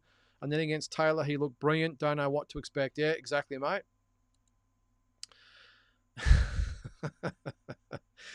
What is this Carlton blasphemy? Replace it with a magpie immediately. In your dreams, Kyle. I am a dedicated and loyal blue bagger, as is Bluey 4J. But scores on the board, Kyle. The Pies won the grand final, so can't argue with that. I pray for you to make the grand final and to have the Magpies hold up that trophy. Oh, that's enough of the Magpies talk now. All right, Andy, we'll see soon enough, DJ. Ryan versus Dev in the amateurs, I'm sure they're 2 wins each. I thought it was 3 wins each, Andy, but wherever that was, I think it was 50-50 anyway. Kyle says, for the panel, Lynden, maybe max it out at 5 people and rotate. Yeah, probably might put a little bit of strain on the live stream, Kyle, but I think 4. I think 4 is not a bad thing. I might be able to have, so there's 1, 2, 3, and 4, and that way, if I've only got 2 or 3 people on there, well, I can adjust the screen accordingly, so we're not haven't got the empty window there all the time. Because this is not like some of the sites you get This is Ecamm, this software, whereas I think a lot of the others use Restream or one of those types of ones where they sort of come in and out as the computer does it for them. Mine doesn't. So I just think the graphics on Ecamm are a hell of a lot better. But yep, either way, mate, I like it. I'll just think of how we do it. And yeah, for sure, I like it. As I said, I was going to do it with this one. It was all set up to go, but we just have so many comments and questions coming through that I just can't tie up the screen for 10 or 15 minutes. Let me have a think about that, Kyle, how we're going to work it and more importantly, what night. All right, do you think that No Limit asked Sleeves to talk crap to Goodman? Because he was very quiet last time out. Maybe we'll give you this fight, but you got to sell it, given Sam's usually pretty quiet. I wouldn't be surprised, Tommy. Looks, I don't know why I keep calling him Max Sleeves, but Mark Sleeves, I saw him a lot on the Ellis shows in Melbourne, on the Team Ellis shows. That's probably where he did start his career. And I know he was a bit of a showman on those cards. I don't think he was as outspoken as he is now. But I wouldn't be surprised at all, Tommy, that No Limit said, hey, look, Sam's probably a little bit like Liam and probably Tim to some extent, where they're not the most outgoing type, trash-talking type of guys. And there's no fault in that, by the way. I prefer that myself. I like hearing Sam and Liam. Well, Sam got a bit excited last week, didn't he? But Sam and Liam and Tim are always nice and measured, and I like that. But I've got no doubt that maybe No Limit have said, if you're going to have this fight, we need, as pay-per-view especially, we need you to sell it a little bit. And to his credit, Mark has delivered. Because if I was just a casual fight fan out there and looking at that knockout for the 50th time, I'd be like, wow, this is going to be a great fight. And who knows, he still might give him a good fight. I still won't change my mind that it's pay-per-view worthy, But yeah, if I was a casual out there watching, I'd probably be sucked in myself thinking, okay, this is a really, really good fight. I'd see the slap. I'd see the barbs going back and forth, and I'd sell it. So if that is the case, then mission accomplished by No Limit. I still think the fight bombs. The card bombs big time. I hope I'm wrong, because I want to see, I want to see more and more of these fights on TV, or these cards on TV, but maybe a message has got to be sent to No Limit. You cannot push these fights on us, especially as pay-per-views. What do we got? Kyle again. All right. Thanks for the comments tonight, guys. A lot to get through there. DAZN has had some shows free with KO last year, but some don't concern Australia at all. If there's an Aussie on any card, it should be free on KO. Get a proper deal done. Well, there needs to be something, and I speak to the show in America I've been on a few times, the round table with D-Style. So if you haven't seen that, make sure you look it up. D-Style Boxing, the round table. I do it every Friday. I think it's 11 o'clock Victorian time. Not sure what it is all around Australia, but they have spoken about it often, and they've spoken to me about it on that show. Is that what is going on in Australia with the streaming service? Because those Americans, they want to watch Nikita Tszyu. They want to watch Sam Goodman. They want to watch Liam Wilson. All these great, well, I won't call them great, but all these shows here in Australia and all our great young talent, they want to see them. But they have to watch them on YouTube afterwards because they don't get to watch them live. Whereas, you're right there, when all these shows overseas, one way or another, we can stream them, normally through DAZN, KO, or it's on our TVs. As far as Fox or KO, whatever goes, we normally, in one way or another, get to see the fights live, the sort of biggish sort of ones. They don't get to see any of our fights over there. So what is going on?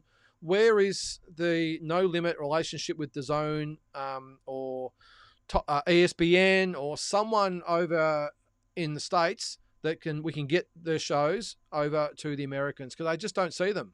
And D-Style said it's frustrating because he wants to watch our fighters, but can't watch them until after the event. So I don't know. I just think there's just so many flaws in this arrangement. Why wouldn't you have a streaming arrangement with overseas affiliates? I don't understand it. I just don't understand it. Especially when you've got DAZN has hooked up with Tasman fighters who aren't really even putting on shows. Few smaller ones, but if you talk to Mick Francis, he's probably more focusing on the promotional side of things or management side of things rather than actually putting on shows. And that's great because Mick's put on some shows, and it's not. Obviously, I agree, it's not easy, but and he probably so focused on obviously Jai and Justice at the moment. Probably hasn't got time to put shows on either, by the way. But he's linked up with DAZN, so why couldn't No Limit have hooked up with DAZN?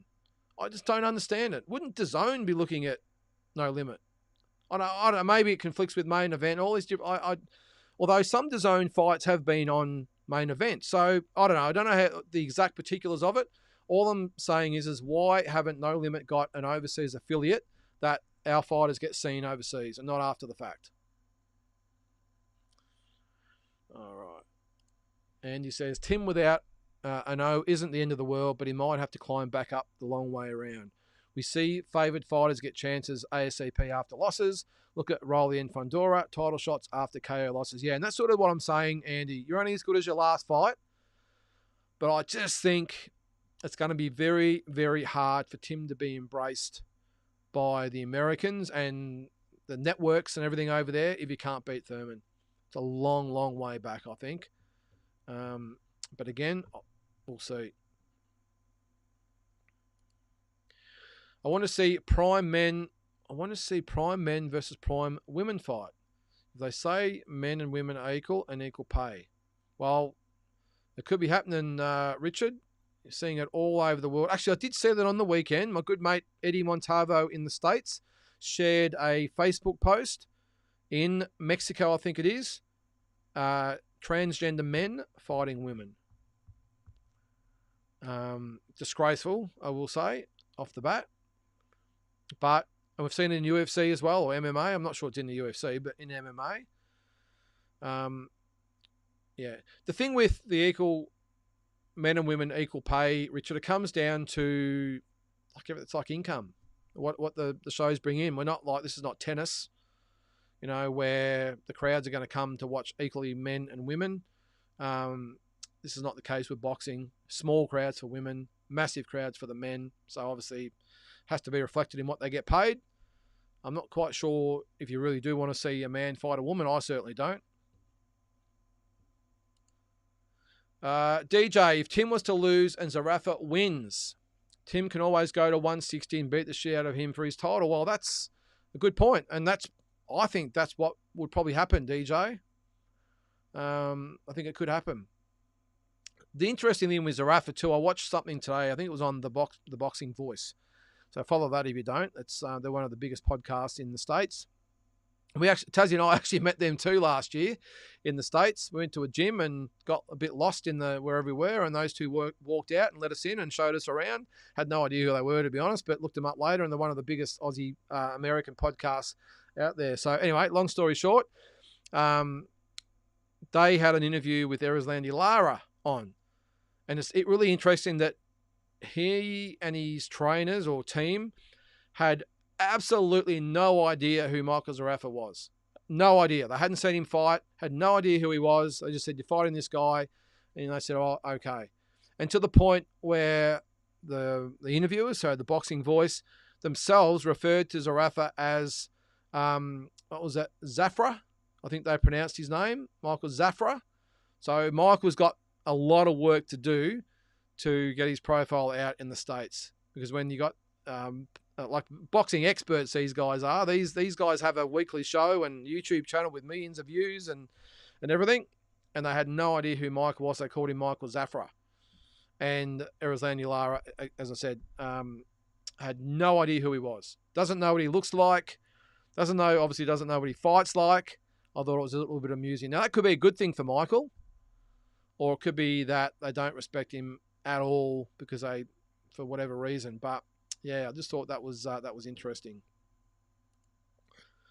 Kyle says you were talking about top Aussie domestic matchups. Yes, I was. Now this is for a fantasy or a dream fight card. So what I'm going to do on one of the nights, probably I think it's next week. So we might even do it next week on the dream fight night, which is every second Thursday.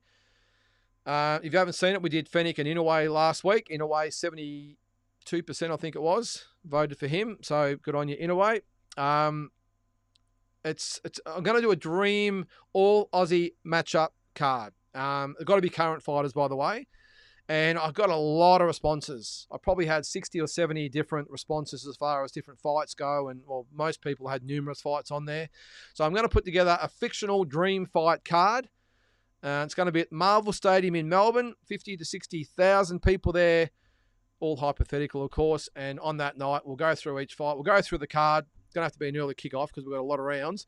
But yeah, we're gonna go through each fight and pick who we think wins and why, and do a bit of a fictional fight night. So it's hard because they can't all be 10 and 12 rounders. I think on there might be 6 fights. There might be 4 10-rounders. And a couple of 8-rounders, I think, in there as well. But I like those. Zerafa and Tszyu, well, without going through the order at the moment, I haven't looked at that, but Zerafa and Tszyu, like it or not, would probably have to be really close to top of the bill, I would think, if not main event. Ooh, Murdoch Akuso. That would be a really good fight. Problem is, one's super middle, one's light heavyweight, but like a lot of these really good fights could be catchweight. Goodman and Maloney was definitely on the list, Kyle. Definitely on the list. Sam Goodman, Jason Maloney. And Paro Kambosos. All right, well, we had a lot of people want Liam Wilson versus Kambosos. I don't think we had anyone that requested Paro and Kambosos. The only issue I've got with that, Kyle, all the other fights I could see maybe happening. I could. I'd obviously definitely see Zerafa and Tszyu. Murdoch could go up because his options are pretty limited now, and he's getting on in age, so I can probably see he wants to roll the dice against Nakuso. Be good. We're paying good on this card too, so I'm sure he'll get well compensated. So he's going to agree to the catch weight.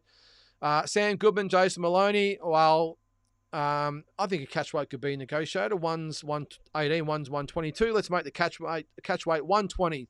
There you go. So we'll make that. Well, actually, Jason used to fight at 122. And he's the world champion. So, Jason, mate, you're going to have to give and take a little bit. You're going to have to go to 122 again, all right, to fight Sam Goodman.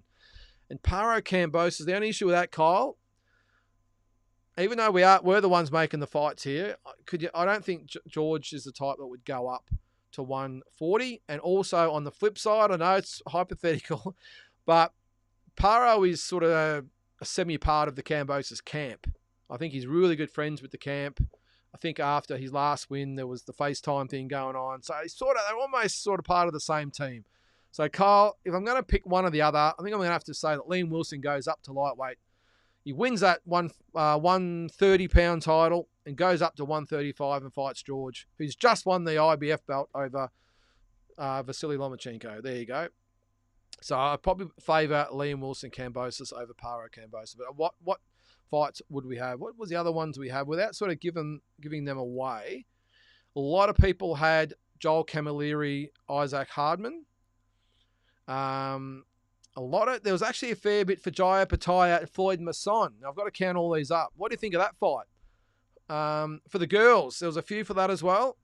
We had Ebony Bridges, Shanika Johnson. There was Beck Hawker, Sky Nicholson. There was Jasmine Parr, Taylor Robinson. So some good girl fights in there as well. Another one I didn't mind, that's because I thought of it, was Harry Garside, Jalen Tate.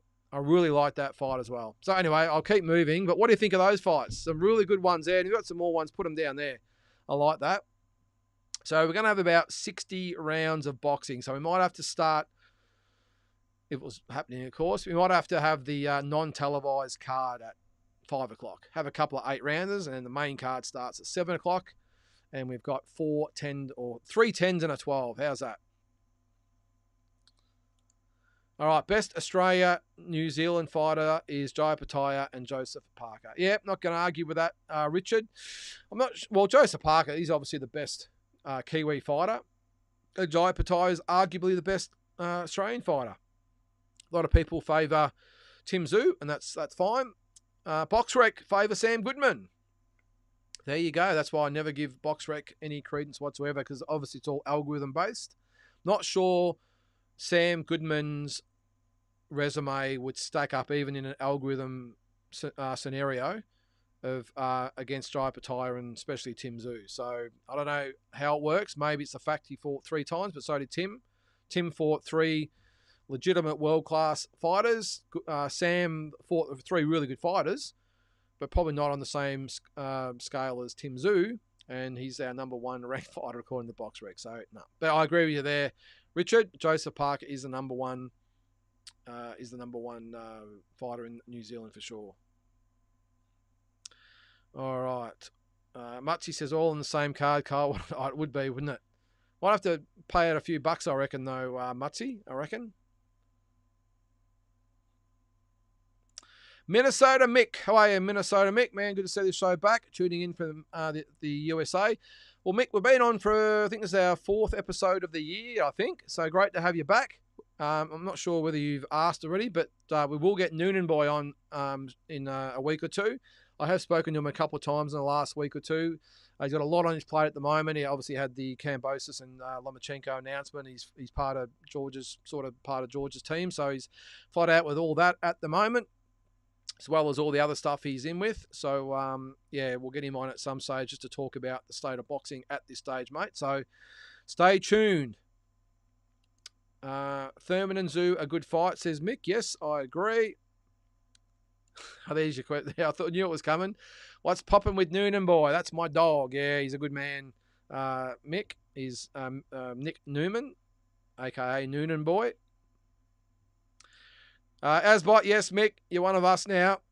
Asbot, actually, with that, Mick, I was just talking before, I'm not sure whether you've seen it, as far as the comment about Tim Tszyu with Keith Thurman and what happens if he can't beat Tim Thurman. As an American boxing fan, how would you see Tim Tszyu after that? Is there any way back for Tim as far as getting in the good graces of the American boxing fans, or would that really be it? They pretty much write him off. Interesting to get an American's point of view. Speaking of Mick, thanks, peeps. Man, I've got to get there.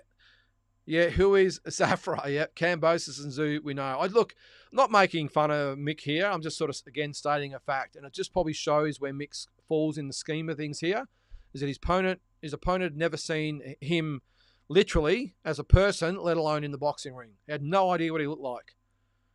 I'm sure he does now, of course, but this is probably about a week or so ago. And he and his and the interviewers pronounced Michael's last name as Zafra. Mick says, Liam Wilson is it. We love that guy. Yeah, can't wait to see him over there. Mick, I'll be in Glendale, Arizona for that fight with Oscar Valdez. Ordered my T-shirt the other day. If you haven't, get on and support Liam. Get on his website, liamwilson.com. Get on there and buy a T-shirt and support him and put a few bucks in his pocket. So I've got mine to wear to the Oscar Valdez fight on the 29th of March in the States. I can't wait to get over there. Should be a great night of boxing. And then I'm up to Vegas the next day to watch Tim and Michael Zarafa, not against each other. Bill Hack, how are you, mate? The pride of Tasmania. Just got on. I watched from start. Best boxing show. Well, thanks, Bill. Really appreciate that, mate. And we'll get... I'm not sure you've asked. We'll get Tazzy back on at some stage when he's got a bit more time up his sleeve. He's got a massive show coming up, so he's got a bit going on. If you're down Tazzy way, make sure you support that event. It's March the 16th, I think it is. Should be a really, really good night of boxing down there. Support the night. It always packs out the joint, so I'll get down there and support Tassie boxing. Isn't it great that we've got Tassie boxing, we've got South Australian boxing to add on to? It's normally, obviously, always Victoria, New South Wales, Queensland. I suppose you put Dragonfire in there as well. We're almost pretty much got boxing we have got boxing all around the country now, which is great. All right, Peter Nutt. Jason Maloney beats Goodman. Jason is on another level. Well, I think you got an idea who I'm going to go for, but all will be revealed. I can say that fight will be part of the show, Peter. Jason Maloney, Sam Goodman. Probably be over 10 rounds. We're on a bit of a schedule with the fight night. Can't be a 12-rounder. Only the main event will be a 12-rounder. But, yeah, we will have 3 10-rounders and a couple of 8-rounders after that, I think. Can't believe we're talking about a hypothetical fight night. But anyway, we'll see how we go. All right. Team Batman Boxing. Hi, mate. Great to have you along. They would write him off, but absolutely... Oh, this is about Tim. They would write him off, but absolutely no chance that happens. Tszyu is going to run through Thurman. I'm with you, Batman. Mick says Tim should beat Thurman, but man, you lose that one. He won't be fighting here again in USA, we'll call it. I tend to agree, Mick. Yeah, it's a brutal game, isn't it? It really is. It's a brutal game, not just in the ring, but outside. Boxing fans, I won't say more than ever, because I think now they've just got more of a voice. And all you got to do is jump on social media or on the boxing sites where you're allowed to comment to hear and see what everyone's saying about fighters and different fights. It's obviously always been there, but before, all we could do is, talk amongst each other, whether it be in person or on the phone or whatever. But these days, with the internet and social media and all these sorts of things, it's just limitless how we can communicate. And I, for one, love it. Look, it's not always great, I will say, because sometimes those negative people can come at you. But overall, I love it. And to be able to get on here and obviously communicate with you guys every week is great. So what do you think? We're going to have to wrap it up pretty soon, but I'll have a think about the interactive show where it's totally interactive, where we'll just get you guys on if you want to come on, that is, and we'll have the windows to accommodate either just one or four of us at one time. And as I said, we'll just see how it goes. Just make sure we do come on, guys, that you've got plenty of light and your sound is on, and hopefully your streaming service is okay as well. All right, Richard, why do fighters now go professional after a few amateur fights? Money talks now. That's all it is, Richard. You got to remember, in the amateurs, if you're not necessarily good enough to represent your country at international level or consistently at international level, you still got to commit yourself pretty much full time to amateurs, even though it is a sport. You still got to commit yourself 100%. So you need sponsors, and you don't obviously get paid. So the only thing you're relying on is maybe a small subsidy from, well, here in Australia it could be the AAS. Not sure what it is overseas. So you get some money from that. That's if you're on the team going to a big event, that is. If you're not, then you get nothing. You might get a scholarship to the AAS, but you've got to live on site, all that sort of stuff. So it's not easy. So I don't blame them. And let's face it, Richard, they all want to be rich and famous. They all see the amount of money that these guys are making in those big fights. Unfortunately, a lot of the times, probably 99 times out of 100, unfortunately, they don't make anywhere near the type of money they think they're going to make. And even if they make half decent money, then there's always people with a hand out. They've got expenses and costs and percentages and all that sort of stuff they have to make. Very, very tough to make money unless you're at that top level. But at least if you're a pro, you are still making money. We're in the amateurs, unless you're an absolute superstar, you're making shit. So Minnesota Mix says, damn, just tuned in. You'll watch the Super Bowl. Go Chiefs. Well, I have my say about the Super Bowl, Mick. You're probably not going to like it, because as an Australian here, I'm sorry, I don't get your game. I tried to watch it, and go Chiefs.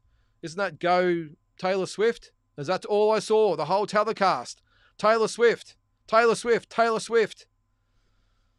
They make what do they call it? A pass or a down or wherever they are, and it's straight up to the box. What's Taylor Swift think? So I didn't really enjoy it that much, mate. And that other peanut, Travis Kelce, mate, going at the coach, no good at all. But what I will say, Mick, it is the greatest show on earth. There is no disputing the fact it is the greatest show on earth, the Super Bowl. And as I said before, I think it's probably the only sport in the world that is pretty much custom made just for TV. It's a TV sport.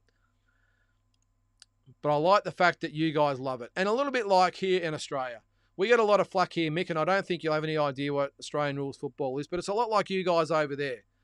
In the football states, it's not, well, it is the biggest sport in Australia, but in New South Wales and Queensland, it's more rugby league or rugby union. But it's an Indigenous game to Australia, and is the biggest sport in Australia. Yes, it's not, or no, it's not played anywhere else in the world, not at a standard anyway. So we always cop it, oh, well, who are you going to play in internationals and blah, it's a small game, it's only played here. I always say, we'll take a look at the American football.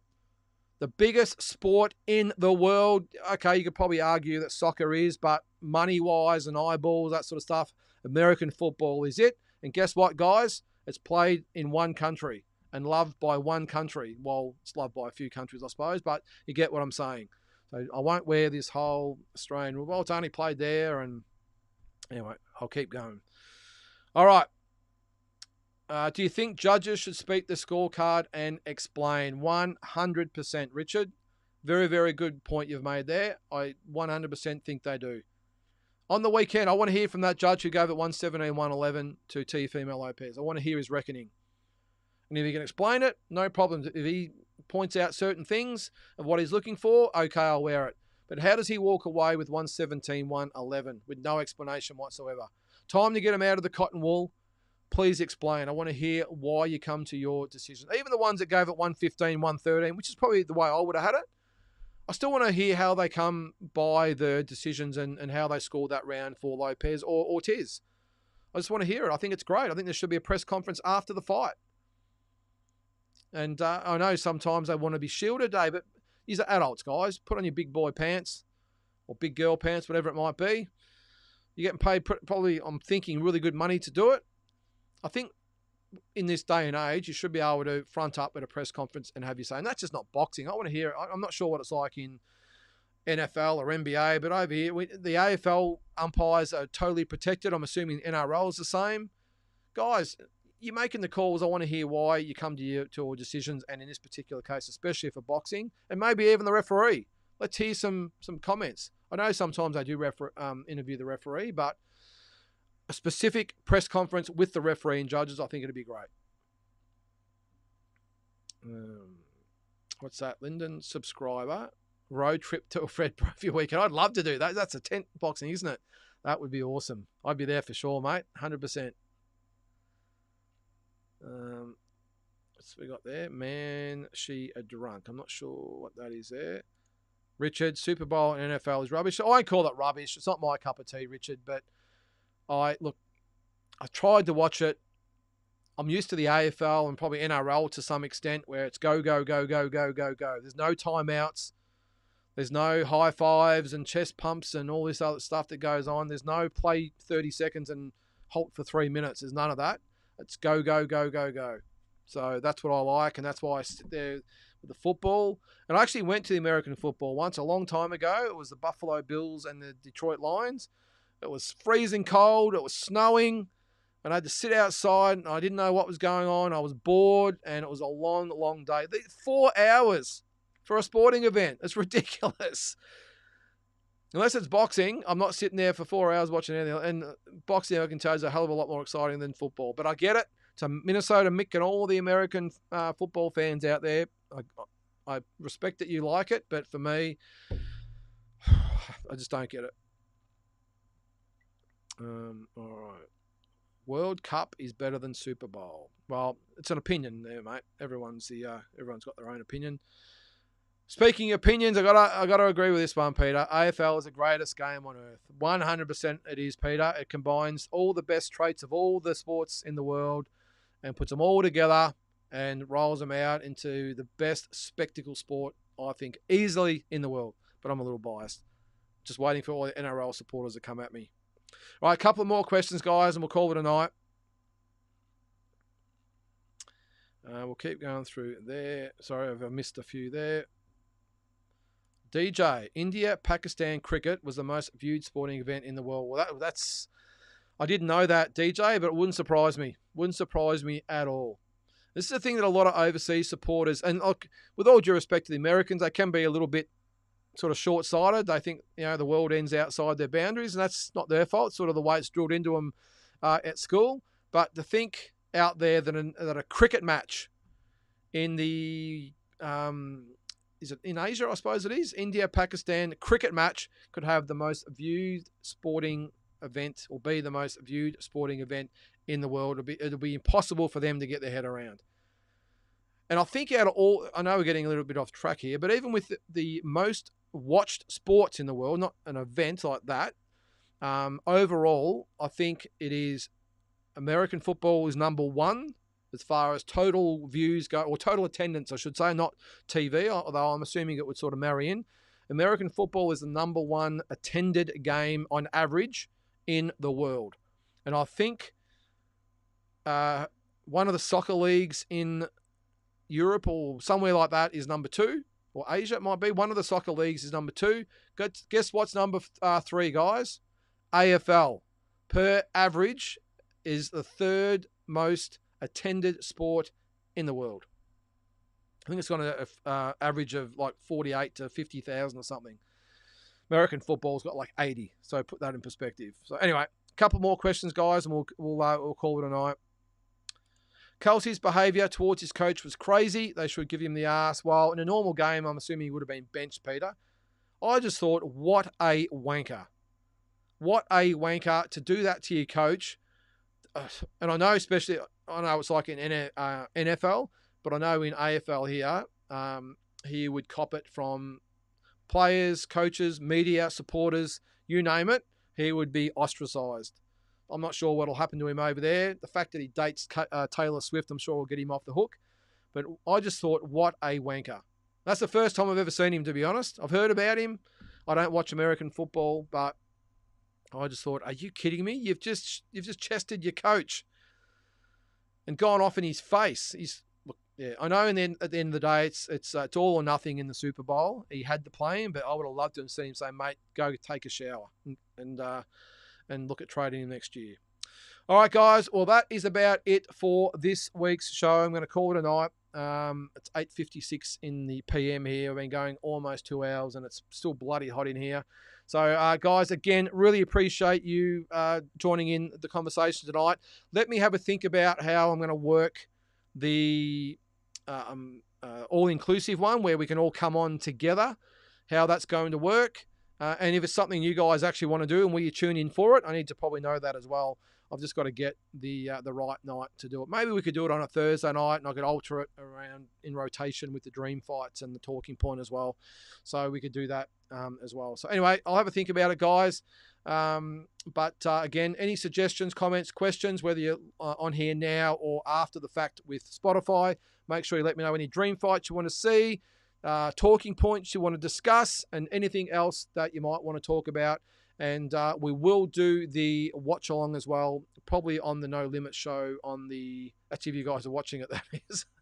If you're not, I'll give you a commentary myself, but that is on the 13th, I think, of March. So we'll get that. And then, of course, we've got AJ as well. AJ and Ngannou will be the next one. And, of course, Fury Usyk, if it does happen. So if you haven't seen the whole show, guys, make sure you go back and watch it or listen to it.